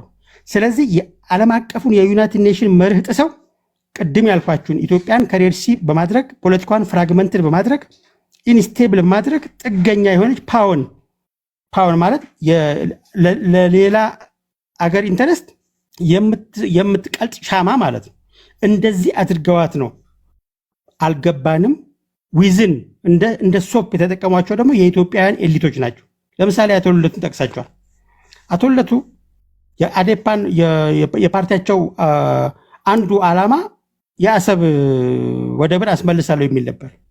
የ97 ምርጫ ላይ ግብግብ ታስታውሳላችሁ። ከኢህአዴግ ተወካዮች ጋር የአሰብ ጉዳይ በአሰብ ጉዳይ ላይ አሰብ ስትገነጠል ኢትዮጵያ ውስጥ ያሉ ተቃዋሚ ኃይሎች ኢቭን የትግራይ ኃይሎች ጭምር ፔቲሽን ለዩናይትድ ኔሽንስ ኦብጀክሽን አስገብተዋል አሉ የተባሉት የኢትዮጵያ ተቃዋሚ ኃይሎች ምሁራኖች ጭምር እነ ፕሮፌሰር እነ ዶክተር አንሃራ አሰብ የማናት የለው መጽሐፍ የጻፉት ጨምሮ ማለት ነው። ያልጻፈ ተቃውሞ የለም። አሁን ለምንድን ነው የቀዘቀዘ አያስፈልግም የተባለው? ተይዟል አሉ የሚባሉ ኤሊት ይሄ መያዝ ኢትዮጵያን ከሬድ ሲ ማራቅ የሚቻለው ኤሊቶቹን በመያዝ ነው።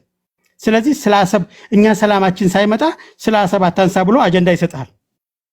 ማን ነው ሰላም እየነሳ ያለው? መሳሪያ በጎን በምዕራብ እያቀረበ በምስራቅ እያቀረበ የውስጥ ሰላምን የሚነሳው ማን ነው?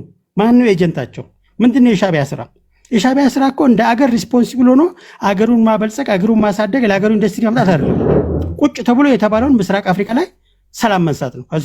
ከጅቡቲ ይጣላል፣ ከየመን ይጣላል፣ ከኢትዮጵያ ይጣላል። የማይጣላው ከሱዳን ይጣላል። የማይገባበት ጣጣ የለም። ምክንያቱም ዘ ቬሪ ኦብጀክቲቭ ኦፍ ሻቢያ የተወለደበት ዋናው ምክንያት ቀጠናውን እነሱ በሚፈልጉት መልኩ ለመረበሽ በአገር ስም የሀገር ካባ ለብሶ በህገ ወጥ መንገድ የኢትዮጵያ ቴሪቶሪያል ኢንቴግሪቲ ተቀንሶ ዩናይትድ ኔሽንስ የቆመበትን መርህ ጥሶ አሁን የኤሪትሪያን ቴሪቶሪያል ኢንቴግሪቲ አክብሩ ሊለን የሚችልበት አንዳችም የሞራል ስብዕና የለው። ምክንያቱም የኢትዮጵያን ቴሪቶሪያል ኢንቴግሪቲ አላከበረምና ይህን ሊያነሳ አይችልም። በምን ምክንያት ነው? ማን ነው እውቅና የሰጣት? ትራንዚሽናል ገቨርንመንት እውቅና የመስጠት ስልጣን ነበረው? ባይዘወይ ትራንዚሽናል ገቨርንመንትን ያቋቋመው ማቋቋሚያ አዋጅ አንቀጽ 3ን ተመልከቱት። የኢትዮጵያ ሉዓላዊ ድንበር የማስጠበቅ ኃላፊነት አለበት ሽግግር መንግስቱ። ኢትዮጵያ ላይ የተሰራው ደባ ግን ሁለት የሽግግር መንግስት በኢትዮጵያ ቴሪቶሪያል ኢንቴግሪቲ ውስጥ ተቋቋመ። የኤርትራ ጊዜያዊ መንግስትና የኢትዮጵያ ሽግግር መንግስት ተብሎ ይሄ በዓለም የትራንዚሽን ሲደረግ እንደ ኢትዮጵያ ላይ ግፍ የተፈጸመበት አገር የለም። ይሄ ኢንተርናሽናሊ ሪኮግናይዝድ ኢንጀስቲስ ኢትዮጵያ ላይ የተሰራበት መሆኑን የሚያረጋግጥ ይሄንን ነቅቶ የሚዋጋ ፐብሊክ ዲፕሎማሲ ያስፈልጋል። እንደ ቤጂ አይነት ፊት ለፊት ወጥቶ የሚዋጋ ማለት ነው። ፐብሊክ መንግስት የማይናገረው ህዝቡ ይናገራል። የኔ ነው ብሎ ግንባር ቀደም አጀንዳውን የሱ ሲያደርግ መንግስት ተቀብሎ የመናገር ግዴታ ስላለበት ማለት ነው። ምን ተብለን ነው ከዚህ ጊዜ ጀምረን ከ1949 ጀምሮ በተለይ ከ1969 ጀምሮ በኢትዮጵያ ላይ የተሰራው ኢትዮጵያን ከውስጥ መከፋፈል፣ በራሷ ቢዚ ማድረግ፣ ከሬድሲ ማራቅ የሚሉትን አጀንዳዎች ያስፈጸሙ አካላቶች በሙሉ ቲፒኤልኤፍ እና ሻቢያ። ቲፒኤልኤፍ ለትግራይ ህዝብ ለምን እንደማይጨነቅ ገባቸዋል። አሁን ሚስጥሩ አካባቢውን በትግራይ ህዝብ ስም ማመስ ስለነበረ ነው ሁለቱ ሚሽን የሰጣቸው። ይሄንን ነው እየተወጡ ያሉት። ግብፅ ያንን ካፒታላይዝ ነው የምታደርገው። ግብፅ ኢትዮጵያን ኮንቴን ማድረግ ነው የምትፈልገው። አባይ አመለጣት። አሁን ያላት አማራጭ በሬድሲ አምጥታ በጅቡቲ ምንትን ብላ ማፈን ነው የፈለገችው። ይሄን ካመጣች አባይና ሬድሲ ተመሳሳይ ነው። ሬድሲን ኢትዮጵያ አትጠቀመም የምትል ከሆነ አባይን አትጠቀሚም ወደሚለው ገባሮቹን ወደ መገደብ ቁጥር 1 ቁጥር 2 ቁጥር 3 ይቀጥላል። ባለፈው መገጭ እኮ ታሪኩ ሰፊ ነው ጎበዝ። መገጭ እየተሰራ ያለው ስራ ይሄን ፕራይም ሚኒስትር የወሰደው ሪስክ እኮ ሪስክ አይምሰላችሁ። ያልገባቸው ሆነ ብለው እሱን የሚያጣጥሉት ለኢትዮጵያ የሚሰራውን ሰው ፍሮም ዴይ ዋን መምራት አይችልም፣ ሰላም ማስጠበቅ አይችልም ብለው የሚያሙት በስራ ግን ጉድ አደረጋቸው። ይህን ሰውዬ ባጭሩ ካልቀጨም ብለው የተነሱበትም ዋናው ሪዝን ይሄ ነው እንጂ ፖለቲካ እየሰሩ አማራጭ የፖለቲካ ኃይል ሆነው አማራጭ ወደብ ለኢትዮጵያ እናፈጥራለን ወይም ደግሞ ከሻቢያ ጋር ተስማምተናል አይደለም። አንደኛው አጀንዳቸው አሰብን አታነሳም፣ በቃ ፔሬድ። አሁን ጥያቄው ሲነሳ የራሳችን ልጆች መጥተው የሚንጫጩት ይህን መንግስት በአሰብ ጉዳይ የሚተቹት አቅም የለውም፣ ውስጥ ለውስጥ ተከፋፍሏል፣ ጦርነት ቢጀመር አያሸንፍም፣ ዲፕሎማቲካሊ ቀጭጨናል እያሉ ፖለቲካ የሚሰራው የግብፅ አጀንዳ ነው። ኢትዮጵያን ኤሊት ፎርስ እንዳይስተባበርን አንድ ጋር ቆሞ የእናት ሀገሩን ናሽናል ኢንተረስት እንዳያስጠብቅ የዛ ስራ ውጤት ነው። ስለዚህ ወደ ኢትዮጵያውያን ይህንን በአግባቡ አንብበን ሬድ ላይንን ተቀላቀሉት። ብዙ ታተርፎበታላችሁ። ብዙ እውቀት ይተነትናል። በተለይ በጂኦ ፖለቲካው ላይ ኃይለኛ ትንታኔ ነው የሚሰጠው። የቅርብ ክትትል የሚያደርግ ኢትዮጵያ ምሁር ነው። ሬድ ላይን የሚለው ሚዲያ ተቀላቀሉ። ክብረት ይስጥልኝ እድሉን ስለሰጠኝ። ቤጊ ብዙ አወራባቸው፣ ይቅርታ። አመሰግናለሁ። ቴንክ ዩ። ያው የሁለት ሰው ስለሆነ ነው ችግር የለም። ሉባባም ስለሰጠች አንተም ተራ ስለሆነ ነው። ቴንኪው በጣም አመሰግናለሁ ወዳጆች። ታፕ ታፕ ኮፒ ሊንክ ሼር አድርጉ። ገለቶም የቀነለይ እሺ፣ ኩኩ መቀጠል ትችያለሽ። እሺ አመሰግናለሁ። እስኒ ደህና ነሽ? ትንሽ ነገር ብታወሪ ደስ ይላል ነበረ። ያው ብዙ ነገር እሺ ቆንጆ እንግዲህ ብዙ ነገር ተወያይተናል። ቅድም ገብቼ ነበር ነው አክቹአሊ ያው ማታ ላይ አንዳንዴ አይመቸንም ለኛ።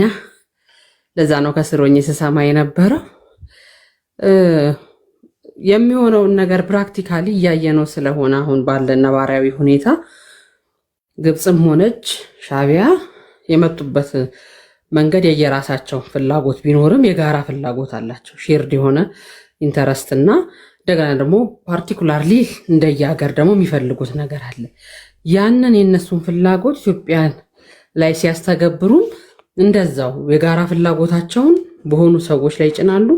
የግል ጥቅማቸውን ደግሞ ሊመሳሰልላቸው ከሚችል ነገር ጋር ያያይዛሉ። ለምሳሌ ግብፅ በሃይማኖት በኩል የተቻላትን ሁሉ ትሞክራለች፣ ሌሎችንም አካታ ማለት ነው። ኢቭን ለሌሎች ሀገራት ስጋት የሆኑ ኃይላትንም እና አልሸባብንም ጨምራ ለመጠቀም ሙከራ ታደርጋለች። ይህ የማይካድ ነው። ኤርትራም ደግሞ በዛው ልክ ያው ኤርትራ ወዴት ታጋድላለች ብለን ብንል ወደ አረቡ ሀገራት የምታጋድል የማጋደል ፍላጎት ያላት ናት። ለአረቡ ሀገርም አጠቅምም፣ ግን ሰርቫይቭ ለማድረግ ወደዛ አሊያንስ የመፍጠር ቴንደንሲው ከምስረታዋ ጀምሮ ያለ ፍላጎት መጫካም እያሉ የነበራቸው እነ ኢሳያስ ሞር ግንኙነታቸውን በአረብኛ የመጻፍ በአረብኛ የማውራት አረብ እንትን ውስጥ የመግባት ፍላጎት ማግሪብ ከሚባሉ የአረብ አገራት ጥምረት ጋራ አላይንስ ለመፍጠር ለምሳሌ ሊቢያ ተረዳው ነበር ሻቢያን። እንደዚህ አይነት ነገሮች ነበሯቸው። አሁን ወደ ፕራክቲካል በሆነ አሁን ከረንትሊ ወዳለንበት ሲቹዌሽን ስንመጣ ደግሞ እንግዲህ ኢትዮጵያ ያለችበት ሁኔታ ከግብፅ ጋር የነበረን ሪሌሽንሽፕ በምን ተደመደመ፣ ምን ላይ ደረሰ ብለን ስንል አባይ ነበረ ትልቁ እንትን አንድ ውሳኔ ላይ አንድ ምዕራፍ ላይ ደርሷል። የአባይ ጉዳይ የአንድ ምዕራፍ ላይ መድረሱ መቆሚያ እንዳልሆነ ገብቷታል ግብፅ። ስለዚህ ያ መቆሚያ ለመሆን ቅድም አንስቼዋለሁ፣ ሌሎች የአባይ ተፋሰስ ሀገራት መሰል እርምጃ እንዲወስዱ ፖዘቲቭ መነሳሳት ወይም በሀብታቸው የመጠቀም በሀብታቸው የመገልገል ሉዓላዊነታቸውን የማስከበር ሂደት ውስጥ እንደ ሞዴል እንደ ሮል ሞዴል ታይቶ ጫናው ወደ እኔ ሊመጣ ይችላል የሚለው ስጋቷን ለማስቆም ከህዝቧ የሚመጣውን ፖለቲካዊ ጥያቄዎች ለመመለስ፣ ምክንያቱም እየወቀሱት ነው መሪያቸውን፣ ምንም አጠቅምም፣ ምንም ዋጋ የለህም፣ አላስቆምኩም፣ አንድ ጭልፋ ውሃ ከዚህ በኋላ ይከለክልሃል ወደ ማለት የሄዱበት ነገር ስላለ እሱን ነገር መመከት የሚያስችል ማንኛውንም ኮስት ያደርጋሉ። ያ እንግዲህ ምንን ያካትታል? ጅቡቲ ጋር መጥቶ የጦር መለማመጃ ሰፈር መፍጠር፣ አልሸባብን አጠናክሮ ወደ ኢትዮጵያ ዘልቆ የሚገባበትን እድል ለመፍጠር ወከባ መፍጠር፣ ኢትዮጵያን በምዕራብም በሰሜንም ማዳከም። ለምሳሌ ሰሜኑ አካባቢ ያሉ ግጭቶች ውስጥ አብዛኛው ሻቢያና የግብፅ እጆችን እያየን ነው እናያለን። አሁን ወደ መካከል ለመምጣት ደግሞ የመሸጋገሪያ ድልድይ አይነት እየተጠቀሙ ስለሆነ እነዚህ ሁሉም ነገሮች በደንብ ልናየው ይገባል። አሁን የባህር በር ጥያቄው የውስጥ ሰላም ሳይፈታ የሚባል ነገር አለ። የባህር በር ጥያቄው አንድነታችን ሳይመጣ የሚባል ነገር አለ። አንድነታችን እንዳይመጣ እኮ የባህር በር ማጣታችን ትልቅ ኢምፓክት አለው፣ ትልቅ አስተዋጽኦ አለው፣ ትልቅ ተጽዕኖ ፈጥሮብናል። ምክንያቱም በባህር በሩ አማካኝነት የሚረጋጋ ኢኮኖሚያችን፣ በባህር በሩ አማካኝነት የሚረጋጋ ወታደራዊ ጥንካሬያችን እየተጎዳ እየተገዳደረብን ውስጣችን ሰላም እንዳይሆን አድርጓል። ለምሳሌ እቃዎች በወደብ ሲመጡ ጅቡቲ ከፍለን የዲመሬጁ ተከፍሎ የመርከብ የኪራይ ተከፍሎ እንደገና የተለያየ የጉምሩክ ስርዓቶች ከጅቡቲ ጀምሮ እየተፈጸሙ ኢትዮጵያ ደረቅ ወደቦች ውስጥ ገብቶ እንደገና ከተማ ገብቶ ወደ ኮንሱመሩ እስክተላለፍ ያለው ጫና ሁሉ ኢኮኖሚያዊ ጫናው እያንዳንዳችን ግለሰብ ይነካናል። እያንዳንዳችን ግለሰብ በተነካን ቁጥር ጥያቄ እያነሳን ጫና እየፈጠርን እንሄዳለን። እንደዚሁም ደግሞ ሌሎች ያልተገቡ ነገሮች ወደ ሀገራችን በተለያየ መንገድ እንዲገቡ እድል ይከፍታል። ማርኬቱ ላይ በጣም ሲወደድ የምንጠቀማቸው ነገሮች በጣም እየጨመሩብን ሲሄዱ በህገወጥ መንገድ ወደ ሀገራችን የሚገቡ ምርቶች ላይ እናተኩራለን። ይሄ ደግሞ ግጭቶችና ጦርነቶች እንዲባባሱ ያደርጋል። ለምን ሁሌ ግጭት ካለ ሁሌ አለመረጋጋት ካለ ለኮንትሮባንዲስ፣ ለህገወጥ የሰዎች ዝውውር፣ ለህገወጥ የገንዘብ ዝውውር ምቹ ሁኔታ ስለሚፈጥር በዛ ውስጥ ሀብት የሚያፈሩ በዛ ውስጥ ጦር መሳሪያ የሚነግዱ በዛ ውስጥ ህገወጥ ሰዎች ላይ ዝውውር የሚሳተፉና በግል ሀብት የሚያከማቹ ሰዎች ቀጠናውን የረብሻ ቀጠና ያደርጋሉ። የእኛን አገር አዋሳኝ ድንበሮች ከተማዎች የረብሻ ቀጠና ያደረጋሉ። የኮንትሮባንድ፣ የህገወጥ የሰዎች ዝውውር፣ የህገወጥ ጦር መሳሪያ መዘዋወሪያ በማድረግ ጥቂቶች ሰዎች ይበለጽጋሉ፣ ብዙሃን ይጎዳል። እዛ በሚበለጸጉ የጦር መሳሪያ ነጋዴዎች ውስጥ ደግሞ መንግስታት ተጠቃሚነት አለ። ኢንክሉዲንግ ሻቢያን ምንም አይነት የፕሮዳክሽን እንትን የሌላት ሀገር የሻቢያ ሰርቫይቭ ለማድረግ ከዚህ ውስጥ የሆነ የምታመነጨው ነገር አለ። አንደኛ የሀገር ውስጥ የገበያ ፍላጎቷን ታሟላለች። ሁለተኛ ነገር አነሰም በዛም ምንዛሪ በህገወጥ መንገድ እጃቸው ላይ እንዲገባ ያደርጋል። ስለዚህ እነዚህ ሁሉ ተደማምረው እኛ ወደ አሰብ በተጠጋን ቁጥር እድላቸው እየተጠበበ ስለሚሄድ ያ እንዳይሆን ምንም አይነት ኮስት ይከፍላሉ። ስለዚህ ያንን ማስቀረት የምንችልበትን የቅርብና የረጅም ጊዜ እቅድ ነድፎ በደንብ ሚዲያ በሚዲያ የዲፕሎማት በዲፕሎማሲ እንደገና ደግሞ ኢኮኖሚካሊ ሊመጡብን የሚችሉትን ነገሮች ልንቋቋሙባቸው የምንችላቸው የቅድመ ዝግጅቶች በጣም ያስፈልጉናል። ለምሳሌ ጅቡቲኛ ወደ አሰብ በተጠጋን ቁጥር አንዳንድ ቀን ጫት ሲቆይ ምን እንደሚያደርጉት አውቃላችሁ? ጅቡቲ ማል ከተማ ዝፉን አበሻ ውጣ ነው የሚሉት። በአይን ያይቻለሁ። አበሻ ውጣ ጫቱ ካረፈደ። ልክ ሲገባ ደግሞ በቃ ኢትዮጵያ ህዝብ የኛ እንትን ነው ይላሉ። አብዛኛው ምርት ፍራፍሬ ምናምን የመሳሰሉት ነገሮች ከኛ ነው የሚሄድላቸው። እነዛ ነገሮች እንዳሉ ሆነው ግን ወደቡ ስለሆነ በጣም የሚያስፈልገን እነዚህ ሰዎች እኛን ለመቅጣት ሲያስፈልጉ እኛን ለመጉዳት ሲያስፈልጉ ሲወደቡ ላይ የሆነ እክል ፍጠሩና እቃዎች ነዳጅ አንዳንድ ጊዜ እንደሚዘገይብን ሌሎች ምርቶችም እንዲዘገዩ በማድረግ እዚህ ጋር እኛን ማዳከም ስራ እስከ መስራት ሊሄዱ ስለሚችሉ 4 ቀን ወደብ ቢዘጋብን 1 ሳምንት ወደቡ በሆነ ምክንያት መንግልት ቢፈጠር ኢትዮጵያ ውስጥ በመድኃኒት በነዳጅ ሰርቫይቭ ማድረግ እንዴት እንችላለን? ከውጭ በሚገቡ ሸቀጦች ተክተን ሰርቫይቭ ማድረግ በምንችልበትን ነገር ማቀድም ጭምር ይጠይቃል። የባህር በሩን ማረጋገጥ ስራው እንደተጠበቀ ሆኖ ማለት ታይሚንግ ወሳኝነት አለው ነው። አሁንም ደግሜ የምለው ምክንያቱም አሁን ያለንበት የግሎባል ኢኮኖሚክ ፖለቲካል ሲቹዌሽን እኛ ለምንወስደው እርምጃ ደጋፊ ነው ብዬ ነው የማምነው፣ ምቹ ሁኔታ ነው ብዬ ነው የማምነው እና እዚህ ላይ ያለውን እርምጃ ጠንክሮ መውሰድ ቅድምም እንደተባባል ነው በሚዲያዎች ላይ የሚሰሩ ስራዎች፣ በዲፕሎማሲ ላይ የሚሰሩ ስራዎች የመንግስት ኃላፊዎች ከሚመለከታቸው ባለድርሻ አካላት ጋር ከህዝቡ ጋር ወደ ፊት ለፊት ወጥተው መመከት መቻል አለባቸው። በቃ እየመከትን ከስር በተግባር የሚሰራውን እየሰራን የሚለወጡ ህጎች፣ መመሪያዎች፣ የሚሻሻሉ ነገሮች ካሉ ከዚህ ሂደት ጋር የሚሄዱትን አብሮ ማስኬድ ፈንክሽናል መሆን የሚችሉ መመሪያዎች፣ ፈንክሽናል መሆን የሚችሉ ህጎች እየወጡ በሄዱ ቁጥር ተግባራዊነቱ እየፈጠነ ስለሚሄድ ምክንያቱም አሁን ጅቡቲ ጋር የሚያድረው እቃ ይህን ያህል ቀን ሲያድር እንደዚህ አይነት ነገር ስለሚያስከትል እንደዚህ አይነት ማሻሻያ ማድረግ አስፈልጎናል የሚሉ በህግ የተደገፉ እርምጃዎች ሲሆኑ ደግሞ የበለጠ ውጤታማነት ስለሚኖራቸው በዛ መልኩ መሰራት አለበት። የነ ግብፅን ጉዳይ የዕለት ጉዳይ አድርጎ ማየት አይገባም። ታሪካዊ ጠላቶች ናቸው፣ ወደፊትም የሚቀጥሉ ስለሚሆኑ ማለት ነው። ስለዚህ ከግብፅ ጋር ስንጣላ ደግሞ አንድ ግብፅን አለማሰብ። አረብ ሀገራት ውስጥ የግብፅ ወዳጆች አሉ። አረብ ሀገራት ውስጥ ከግብፅ ጋር የሚቀናቀኑ ይኖራሉ። ግብፅን የሚወዱ ምን ያህል ነው ከኛ ጋር አሊያንስ ሊፈጥሩ የሚችሉት? ለእኛ ምን አይነት አመለካከት አላቸው የሚለውን በደንብ መታየት አለበት። አንዳንድ ጊዜ ትዝ ካላችሁ የሰሜኑ ጦርነት ጊዜ እኮ በአንድ ጊዜ ከሳዑዲ ከምናምን ድንገት በቀን 4 ጊዜ የሚበር በረራ ስደተኞች ወደ ሀገር ውስጥ እንዲመለሱ ተደርጎ ነበር። በድንገት ያለምድ የተደረገው እዛ ጋር በወያኔ ጊዜ የተሰሩ ስራዎች እንትን ነበሩ።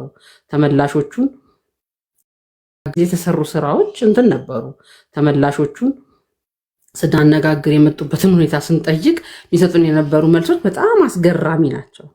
እርምጃው የተወሰደባቸው በድንገት ነው።